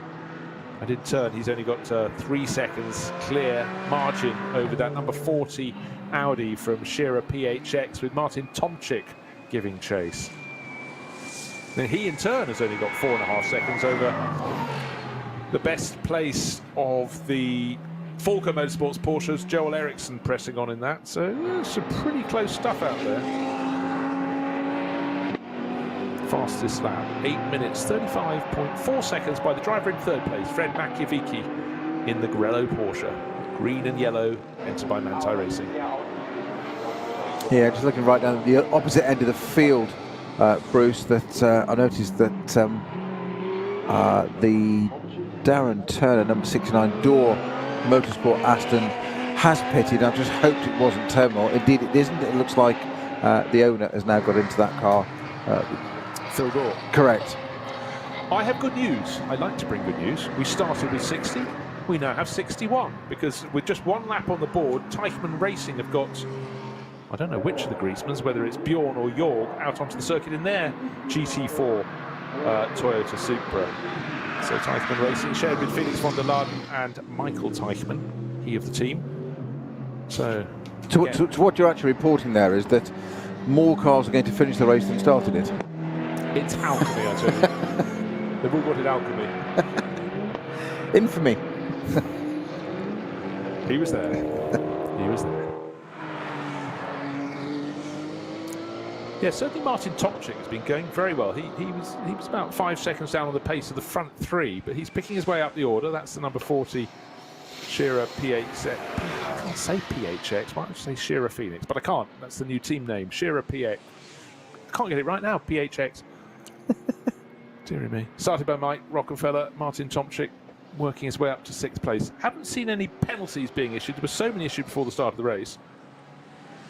But recently they seem to have been behaving out on the track. I think simply the race officials just... It seems they were coming lap after lap. It just took so long to go through the pile of paperwork and issue the punishments. Some were issued before the start of the race, others for offences once we got underway. But here we have 10.5 minutes remaining in this 2-hour race, the first of 2 qualifying races for the Nürburgring 24 hours, which will be run at the end of next month. Tomorrow's race is twice as long though, and I'll tell you what's going to be really good. Just ahead of that, we've got the top qualifying, the shootout for the top 30, where they go one at a time around the circuit, released at intervals, and that should be really quick. Fastest lap of this race, 8 minutes 35.4. What sort of times will they manage on a dry track? Well, I can tell you, we're still about 20 plus seconds away from the qualifying pace in the dry this morning. Let's see what they can do tomorrow. I wouldn't be at all surprised if we saw sub 8 minutes in shootout qualifying tomorrow. I'm thinking so. Clear laps, clear traffic, clear run at it. Yeah, wouldn't be at all surprised.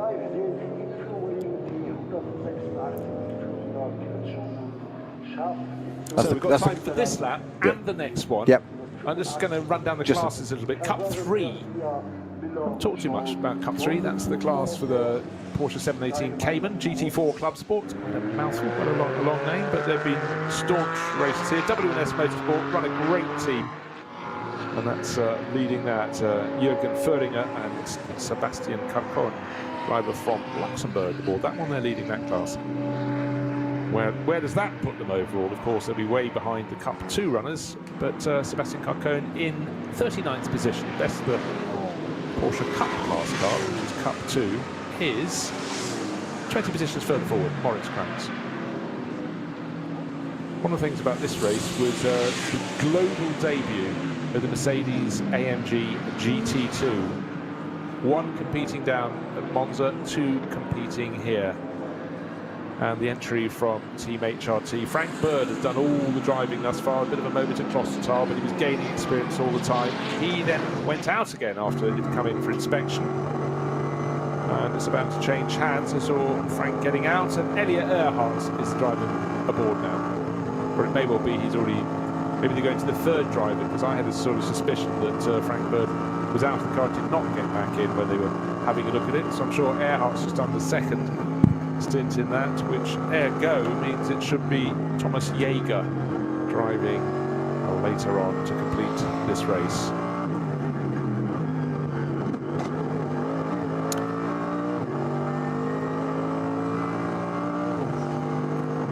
Well, it's been a really good run from Get Speed. Qualified on pole, quite an advantage. If you could get down to the first turn ahead, no spray. The track has since dried out, but just remember, after 2 laps, Danny Juncadella had opened out a lead of over 19 seconds over the best of the rest. The gap, though, did not continue to extend. It came down, went the opposite direction, down to just a dozen seconds, as the Manthey Racing Porsche, closely followed by the Lion Speed Porsche, got to within those dozen seconds. And then the penalty was issued, 30 seconds. To be served at a standstill. The pit entry before Danny Juncadella handed over to Adam Christodoulou. Yet they surmounted that. If anything since then, since those pit stops, Danny Christodoulou settled down. He's now just eked out a tiny bit more of an advantage. 8.6 seconds. You know what? They did, last time around, the top 3 runners did laps in 8 minutes 35 apiece. Now, lap 12 on the board, 8 minutes 32 for our race leader, Adam Christodoulou. Will the advantage go out from 8 and a bit seconds? Waiting for Fred Machiavicki to come through in 2nd place. 8.2 seconds, nothing in it. And Machiavicki also laps in an 8 minute 32, but he's 6,000ths of a second faster than Adam Christodoulou. So it's a bit of a bragging right there. That will not be the fastest lap of the race, surely, because this is the final lap and the track is drying all the time. The fuel load is dropping all the time. And importantly for Fred Machiavicki, he just gained a tiny bit of a margin over Mathieu Jaminet as those positions were swapped. He moved ahead Jaminet, though, is only half a second behind. Very tight. Top 3 cars covered by 8 3/4 seconds.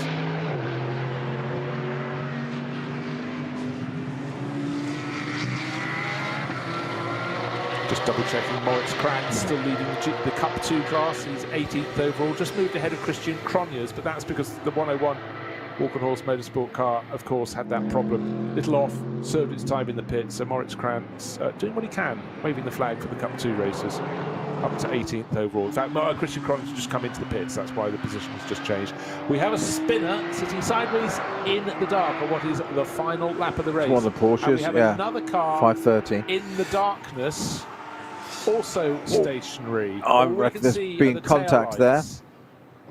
Can't tell which is the direction they should be travelling in, but they're both facing at least 90 degrees different to each other. Well, one of them is the rent-to-drive Cayman 718 from the VT3 class. That's the car that started in the pits and took a very long time to get going. Yeah, but I just want racing. You never want to speculate too much, but 2 cars off at the same time, opposite sides of the track. Right. Tends to point towards something happening. Indeed, we've got the location. It's down at the bottom of the hill at the Dunlop hairpin. Yes, I didn't say that bit, yes. No, I'd only just seen that information coming in. Don't think that's affected our race leader, though. Adam Christodoulou started this lap with a 8.5 second advantage. It's come down by half a second to Fred Makiewicz, who's still being kept very honest. He's just 6 tenths ahead of Mathieu Jaminet. So it's Mercedes, Porsche, big gap. And now Fricadelli's Ferrari is up ahead of the BMW of Joel Eriksson, and so too is Martin Tomczyk past Eriksson. So Tomczyk is pushing on. We've got Mercedes, Porsche, Ferrari, Audi, Porsche, BMW as Johansson goes backwards in the BMW Junior Team entry. Yeah, that Cayman that's in the gravel down at Dunlop hairpin, it's on the outside. I'm guessing that the other car, according to the GPS, has moved on, so it looks like that might well have been a connection, but they've sorted it out for the other car. That's gone away, but the 530 is still stuck in the gravel there on the outside. Hopefully no cause of any kind of flag or anything here. I think we have actually yellow flags opposite 22 and 23 Marshall's Post. That's all there, just because that car's there. But 3 minutes 44 seconds to go on the clock. Of course, the lead car at the moment is we have got it's still not code 60. We've had a whole race with no code 60 yet. Oh, I can't believe you said that. Tempted. I can hear the sucking of the teeth from here. Worldwide. So Adam Christodoulou, halfway around the lap, appears to have this one in the bag. I can't believe you just said that. I did say that. Weirdly, as I said that, I just mentioned it. His advantage over Fred Makiewicz has gone from 8.8 seconds to 8. As I looked at my screen, it got to the next timing sector. Another 2 seconds has come off. He has not got this one in the bag. You heard it here first. Adam Christodoulou hanging on in the lead for the Get Speed Mercedes, but at this point around the lap, both the chasing Porsches are catching him. You just heard Bruce Jones on autocorrect. That normally puts the spellings in the wrong, letters in the wrong order, doesn't it? It does on your phone. So they've just got to Exmuller, our race leader that is. That long run up to, or down to Bergwerk now.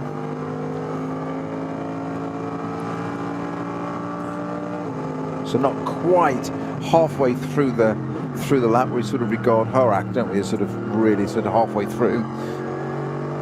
Highest part of the circuit. I sort of think Bergwerk. No, actually. Bergwerk's I'd say probably Versailles or Callenhart. I'd say yeah. If you put that little wheel on a stick and push it along the track, as surveyors do, will be about the halfway point. We can argue about that later. What age are you speaking from? Surveyor wheels on sticks. Yeah. Yes. Well, I tell you what. Yes. Martin Tomczyk is pushing so hard. That's the Ferrari, isn't it? Yes. Of Earl Bamber, and Bamber came super close to coming into contact as they both dived past one of the production type cars, and another one just swerved to the left, to the right, and the closing speed, the passing speed is absolutely huge. But you know what?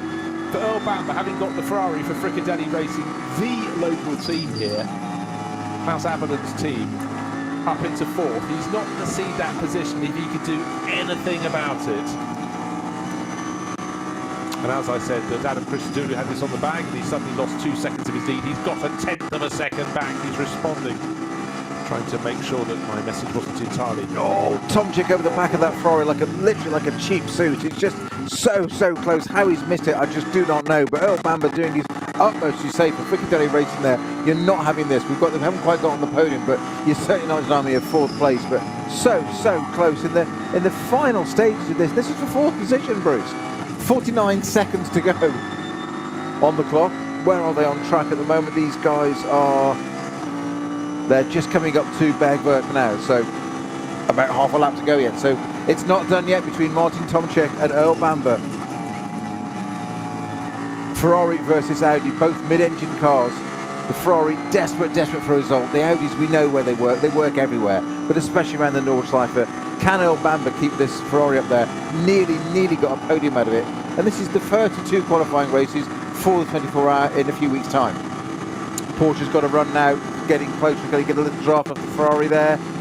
I think he's going to get the job done. Well, Tomczyk can get it done, because we failed to notice last time around he set the fastest lap of the race. Fast in the top 3, an 8 minutes 31.8 second lap. He's moved past Earl Bamber, so the work of Pittard and Bamber in the Fricadelli Racing team still really impressive in that new But that's on that massively quick section, the Klossertoll there.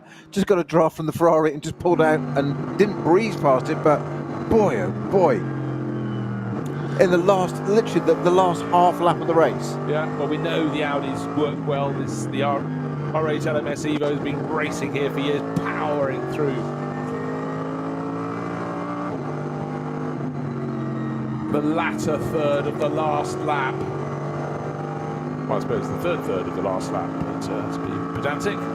But what's going to happen up the front? Adam Christodoulou leading by 6.2 seconds at the last timing interval, but he's powering along Dottinger unless anybody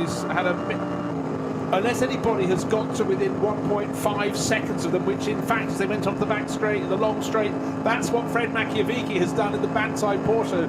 So riding on board with Christodoulou, all we can see in front is clear track as he powers down that long straight. The sweepers are coming, but in his mirrors, he would have seen 2 cars catching him. One is Fred Machiavicki, the Manthey Racing Porsche. The second is the 24 Porsche Line Speed by Car Connection, Mathieu Jaminet. The top 3 cars coming to the final sweepers covered by 3.2 seconds. Can Christodoulou hold on? I think he can. Machiavicki is being pushed super hard by Jaminet.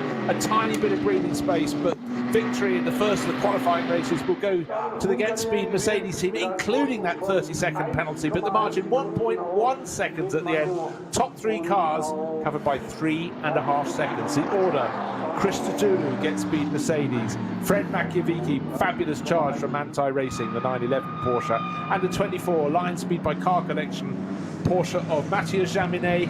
Oof, that was a goodie. How fast were they? Who's got the fastest lap of the race? For the moment, 8 minutes 28.978 seconds. It belongs to Fred Machiavicki, but I want to see what Martin Tomczyk can do when he comes through in what should be 4th place. We've just seen him past Earl Bamber about a minute ago in the Fricadelli Ferrari, and I think the top Audi will probably take the fastest lap of the race. And Martin Tomczyk, gosh, you forget how far behind they were. It was a minute and a half. He's only just gone through Schwalbenschwanz. He's now powering onto the Dottinger Höhe. But how fast this is a lap? If you get the fastest lap of the race, it will be bragging rights. But at the moment, bragging rights belong to the winning crew that sucked up that penalty of 30 seconds and still came on top. Get Speed Mercedes, number 2. Well, you just said, Bruce, just over 3 seconds covering the top 3. Not for an NLS round, not for the Nürburgring 24-hour, but just for the Nürburgring 24-hour qualifying race of two in 3 weeks' time for the race. It's nuts. Now, the one thing I thought could trip up this Let's Talk Martin Tomczyk to the line would be the chasing. Was he going to be able to drop Earl Bamber? Earl was using a slipstream behind him along the Dottinger, but I think will remain in. Yes, he does remain just under a second down of the Audi. So it's number 40 Audi of Shearer PHX in 4th place, but that was quite a big gap between them. It was 1 minute 28 seconds to that lead trio. But anyhow, really good run from the 40. Remember, that started from pit lane. It just came in ahead of the Ferrari of Earl Bamber, and What's now that? in behind the number 33 Porsche of Falcon Motorsports, so the better place their two cars. Joel Eriksson brings that through into 6. 8:28 for fastest lap for Makoviecki and Grello at the end there for second position. 8:28. And that did remain faster than the best that Tomczyk could do. Tomczyk's an 8:32 that time around, but he had the best margin before that. So bear in mind that number 40, brilliant finish, but they started from the pit lane. They finished 4th, also starting from the pit lane. The number 72 BMW Junior Team entry struggled a little bit in the hands of Johansson in the second half of the race, but a brilliant opening part by Conor De Filippi. And the other car that started from the pit lane finished in 14th place. That was Jelmer Berman in the Conrad Motorsport Lamborghini. So, much of interest. The Get Speed team will have learned not to jump the start of the race, because that could have cost them big time, but I think the accolade of hauling back, you know, absorbing a 13-second penalty and coming out still on top. Yeah, I'd love to be able to interview the driver, have a chat about that and just find out the reasoning thought process, because it's an odd thing to do. As you said, we gave it sort of benefit of the doubt of had he just got going and the others didn't keep up. You mentioned the one car sitting behind that nobody else could again pass, because you can't update until you cross the line, etc. So there's so many permutations there, but in the end, race organisers deemed it was a jump start and a 30-second penalty, which was quite severe, because he pulled out 11 seconds on that first lap. I thought it was going to be a 10-second penalty, to be honest. Not saying that race organisers are wrong, that's what they've deemed. And that's why I said I thought it negated that 11-second lead. He'd still done it. Ironically, that would have been about spot on, because that's where they finished 1.1 second ahead. But 30 seconds, as you said, Bruce, just soak up a 30-second penalty and still win. That's pretty impressive, to say the least. But we know for sure next time, maybe tomorrow's race, and most certainly for the 24 hours at the tail end of May, they'll try not to get the 30-second penalty. So obviously, Chris Doodle there, just coming off the GP circuit. He's got a bit of on board for you there. Came in through the GP circuit, got it into the pit lane. Hasn't got to the pit lane line where he needs to do 60k yet. So he's just left a couple of number 11s and just laid some rub downs to go. Yeah, just a little bit of a celebrate, and then just pulled it up perfectly on the speed line. Absolute, utter professional, but just saying I can still have some fun here. Which is good to hear and good to see. So the top 3 finishers coming in. Get Speed, the black Mercedes, number 2, at a standstill. First, Adam Christodoulou just about to climb out of that. Then alongside the Grello, the green and yellow Manthey Racing Porsche, brought into second place. Just 1.1 seconds down, Fred Makowiecki. And just behind them, under the podium, the red and white Porsche from Lion Speed by Car Collection, Mathieu Jaminet makes the top 3. Covered, let's just repeat that figure again. Covered by 3.458 seconds. Wait to hear what the drivers have to say, but the body language clear that Adam Christodoulou is pretty pleased with life. Fred Makowiecki will be delighted to have hunted down and passed fellow Porsche racer Mathieu Jaminet. And Jaminet equally will be less happy about that passing manoeuvre, but the job was done. No risks taken, one feels, today. All trying to be very sensible indeed. And Danny Juncadella is down with Adam Christodoulou, who's still got 3 more team members to shake hands with, but job very well done there out on the circuit tonight. Tricky conditions, but conditions we could very easily have all over again going into the darkness in the 24 hours of Nürburgring last weekend in May. Suddenly everything feels very dark. The sound has dropped away, those glorious engines have been switched off. And a winner's cap, a winner's Michelin cap coming out to the all-smiling Adam Christodoulou. Congratulations. What a race. Time penalty, then now the first place. Yeah, Danny didn't decide to make it too easy for us. But no, brilliant job. The car felt really good. It was so difficult at the end. You just can't see where the wet patches are, and you're just pushing, and I knew the Porsche was catching up a little bit each lap, and then on the last lap the traffic was horrendous. But anyway, brilliant job. Like after last weekend, well deserved for the whole team, just for putting the car together, getting it all ready, because after last weekend we thought we weren't racing this weekend. How much are you looking forward to the 24-hour race in 4 weeks? I can't wait. It's my biggest race of the year. In fact, it's our biggest race of the year, and so we've come so close the last few years. We won it a few years ago, so we're trying to make it a second time for the win. Thank you very much, Adam. Cheers. Und einmal zu Patrick, zum Zweitplatzierten von Grell. Ja, nicht nur Platz 2, sondern Platz 2 und 3. I mean, it was an amazing fight till the end, Fred Marker. Just talk a little bit through. Congratulations, P2 in the end. Yeah, a great job. I mean, at the end, at the beginning, I was quite lucky. You know, I was just following Mathieu. He was showing me the line. It was quite good, you know. After we were definitely, when the pace started to come back, you know, when it was drier and drier, we had a strong car. But here, you know, when you have mixed condition, only one line, it's quite tough. It was a nice fight, and happy about this second place. I mean, thank you very much, first of all, Fred.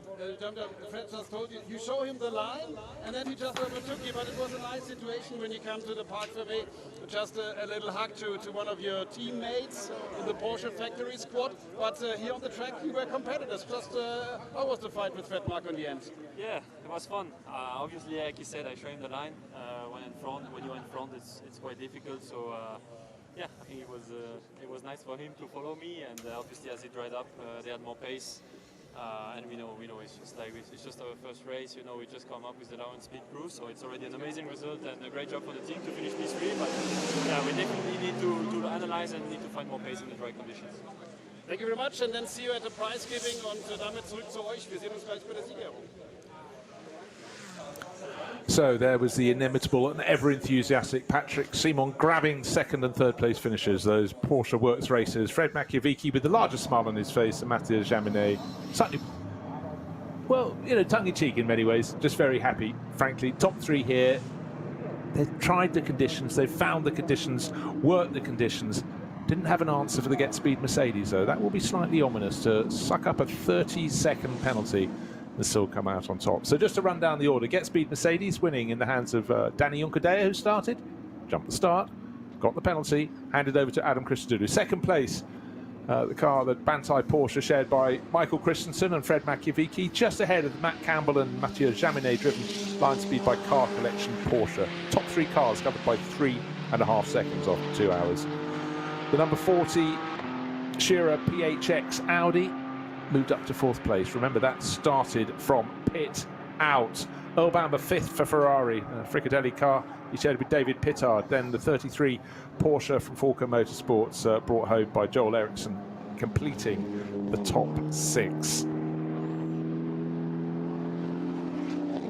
And it's really a case of night falling very, very fast indeed, but still the podium ceremony to come. But out around the track, the marshals already going along and clearing their posts, waiting to be brought back in to get their cars and drive either back to the campsite, or if they're very lucky, a local hotel, or if they're local, to their houses. But they have plenty to do tomorrow, because the cars are out on the track at 8:15 local time. Yep, start early, the early birds get reward.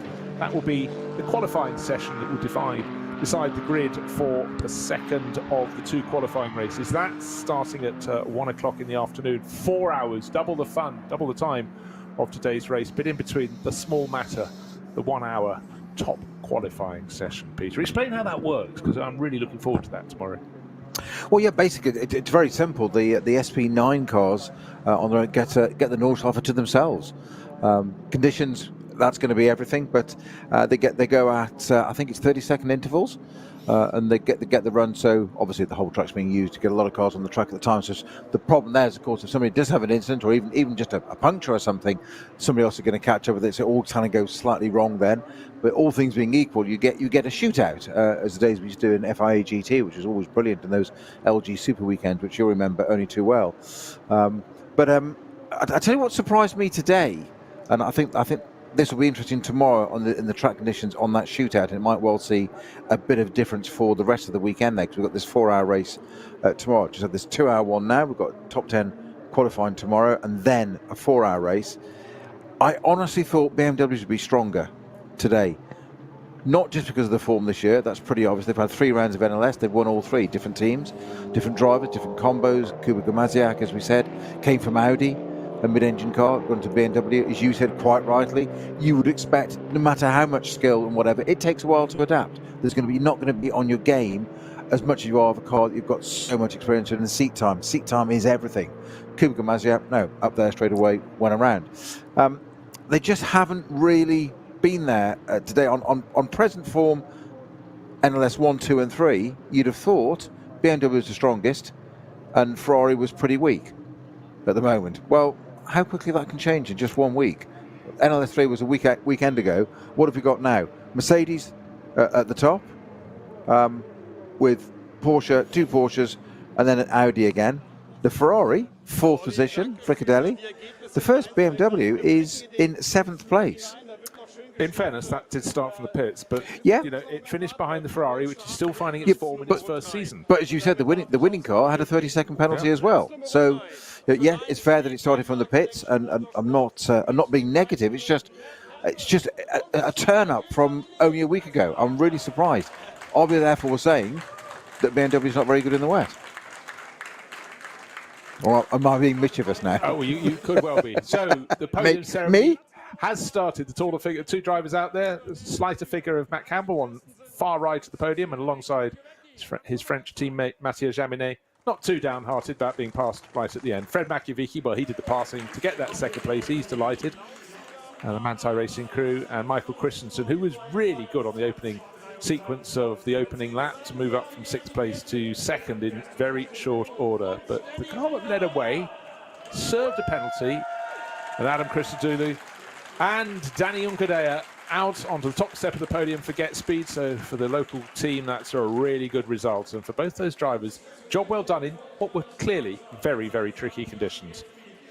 Well, that's another thing I wanted to say in just summarising that race today.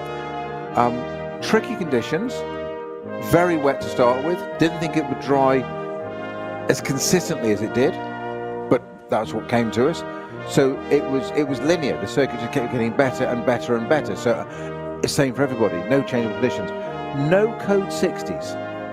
So nothing that's affected. Sometimes you can see that in a race where somebody gets caught out at the wrong time, etc., and that can suddenly take 5 or 10 seconds and make a difference. You've always got to go into greater depth. But we've had consistent weather, no code 60s. The winning car had a 30-second penalty, and the 7th place car started from the pit lanes. It's going to make tomorrow interesting. It really That will. top 10 shootout is going to be all important for that race. Oh, holy. But just another factor, we started with 60, magically gained another car through the race, but when you get the full field going out in the 24 hours, then of course... Yeah, that's the first race I've ever commentated on where more cars finished than started. That's absolutely brilliant. We know why, but it does appeal to my sense of humour. It's brilliant. So perverse.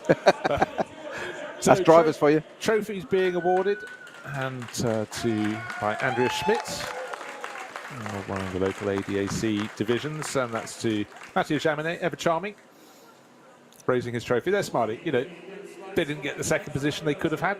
Doesn't matter. Top 3 consistent, but it's also the fact that a lot of their likely opponents were nowhere near them. So if you can refine 30 SP9 cars and come out in the top 3, you're doing well. But more than that, from 3rd place Jaminet to 4th place Martin Tomczyk, there was more than 1.5 minutes. So that was very good form that they found. But of course, when we come to the 24-hour race, there'll be more than just 2 drivers in each of the cars. They'll have 3, sometimes even 4 runners in these crews. But it's about taking the hurdles, clearing the hurdles they're put in front of you. Maybe this was a fairly low one, just a 2-hour race, but the conditions could not have been trickier. Rain before the start, wet track, trying to gauge when to come in and go for slicks, or whether to go for slicks at all. But these crews all got it right. And just to let you know, all over again, Get Speed Mercedes took victory today by 1.1 seconds, and they did so having also served a 30-second penalty. So for their opponents, that is really rather ominous. But I can honestly say with top qualifying, well, we've got qualifying coming tomorrow, 90 minutes of that, then we've got top qualifying when we go live on radio and TV.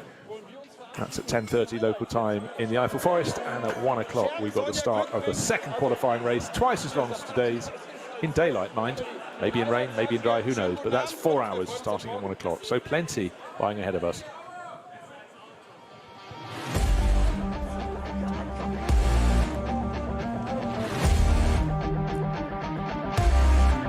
So much can happen in 2 hours of racing.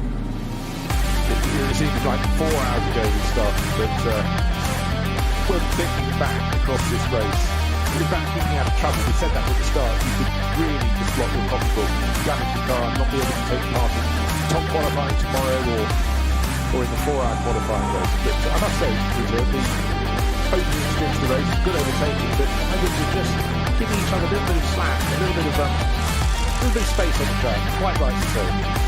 Yeah, I think it's possibly a product of these cars. These cars have got to do top 10 tomorrow, a 4-hour race, and you're going to be mindful, whether you say it or not. Drivers will always say, "No, I was flat out," but you are mindful of not messing the car up. You need it for the 24-hour race in 4 weeks' time. Well, that's absolutely the key. We hope you've enjoyed the broadcast today, Radio Show Limited on the network of channels, and we'll be back tomorrow with top qualifying and the 4-hour race. Thank you very much for joining me, Bruce Jones, and Peter Snowden.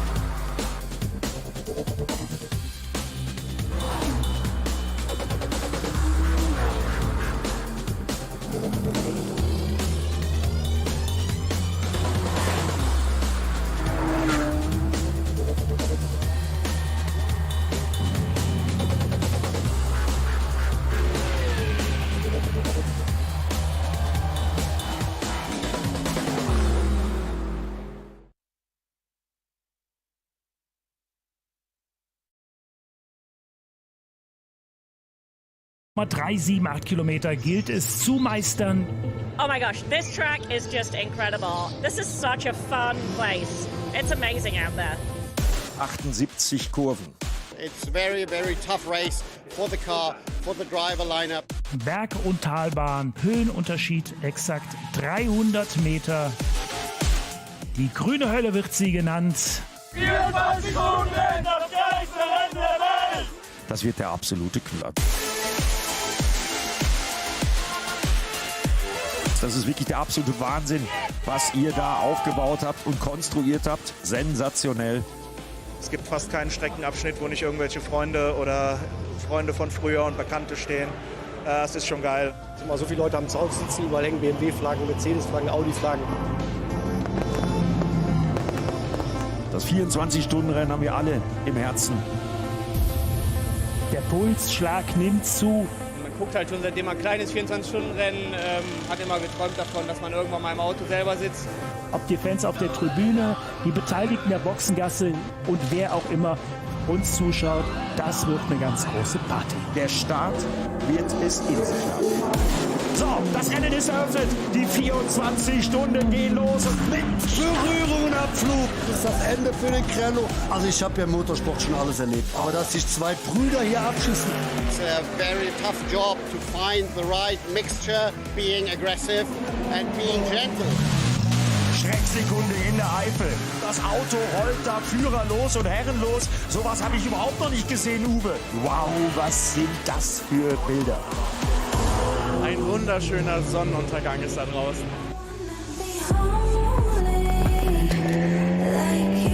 This track is so special when you drive at night. Typical Nurburgring 24 hours, survive the night. It's party. You can see their little fireworks, their barbecues, but on the other hand, you're flying with 250 k's through the fucking forest and over the bumps. There's not such a lot of time to look left and right. Und liegt an der Vernunft. letztendlich, ob es kracht oder nicht. It's not the Nürburgring if it's not raining. It's 50% dry, but completely dry, and 50% heavy wet. Dangerous. Das ist saugefährlich, da geht anscheinend gar nichts mehr. Was ist da los?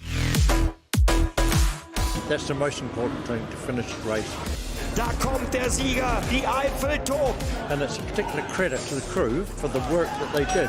We lose together, we win together. And that's for us importanter than any kind of results. Ein Team. Die Rädchen haben sich ineinander vereint.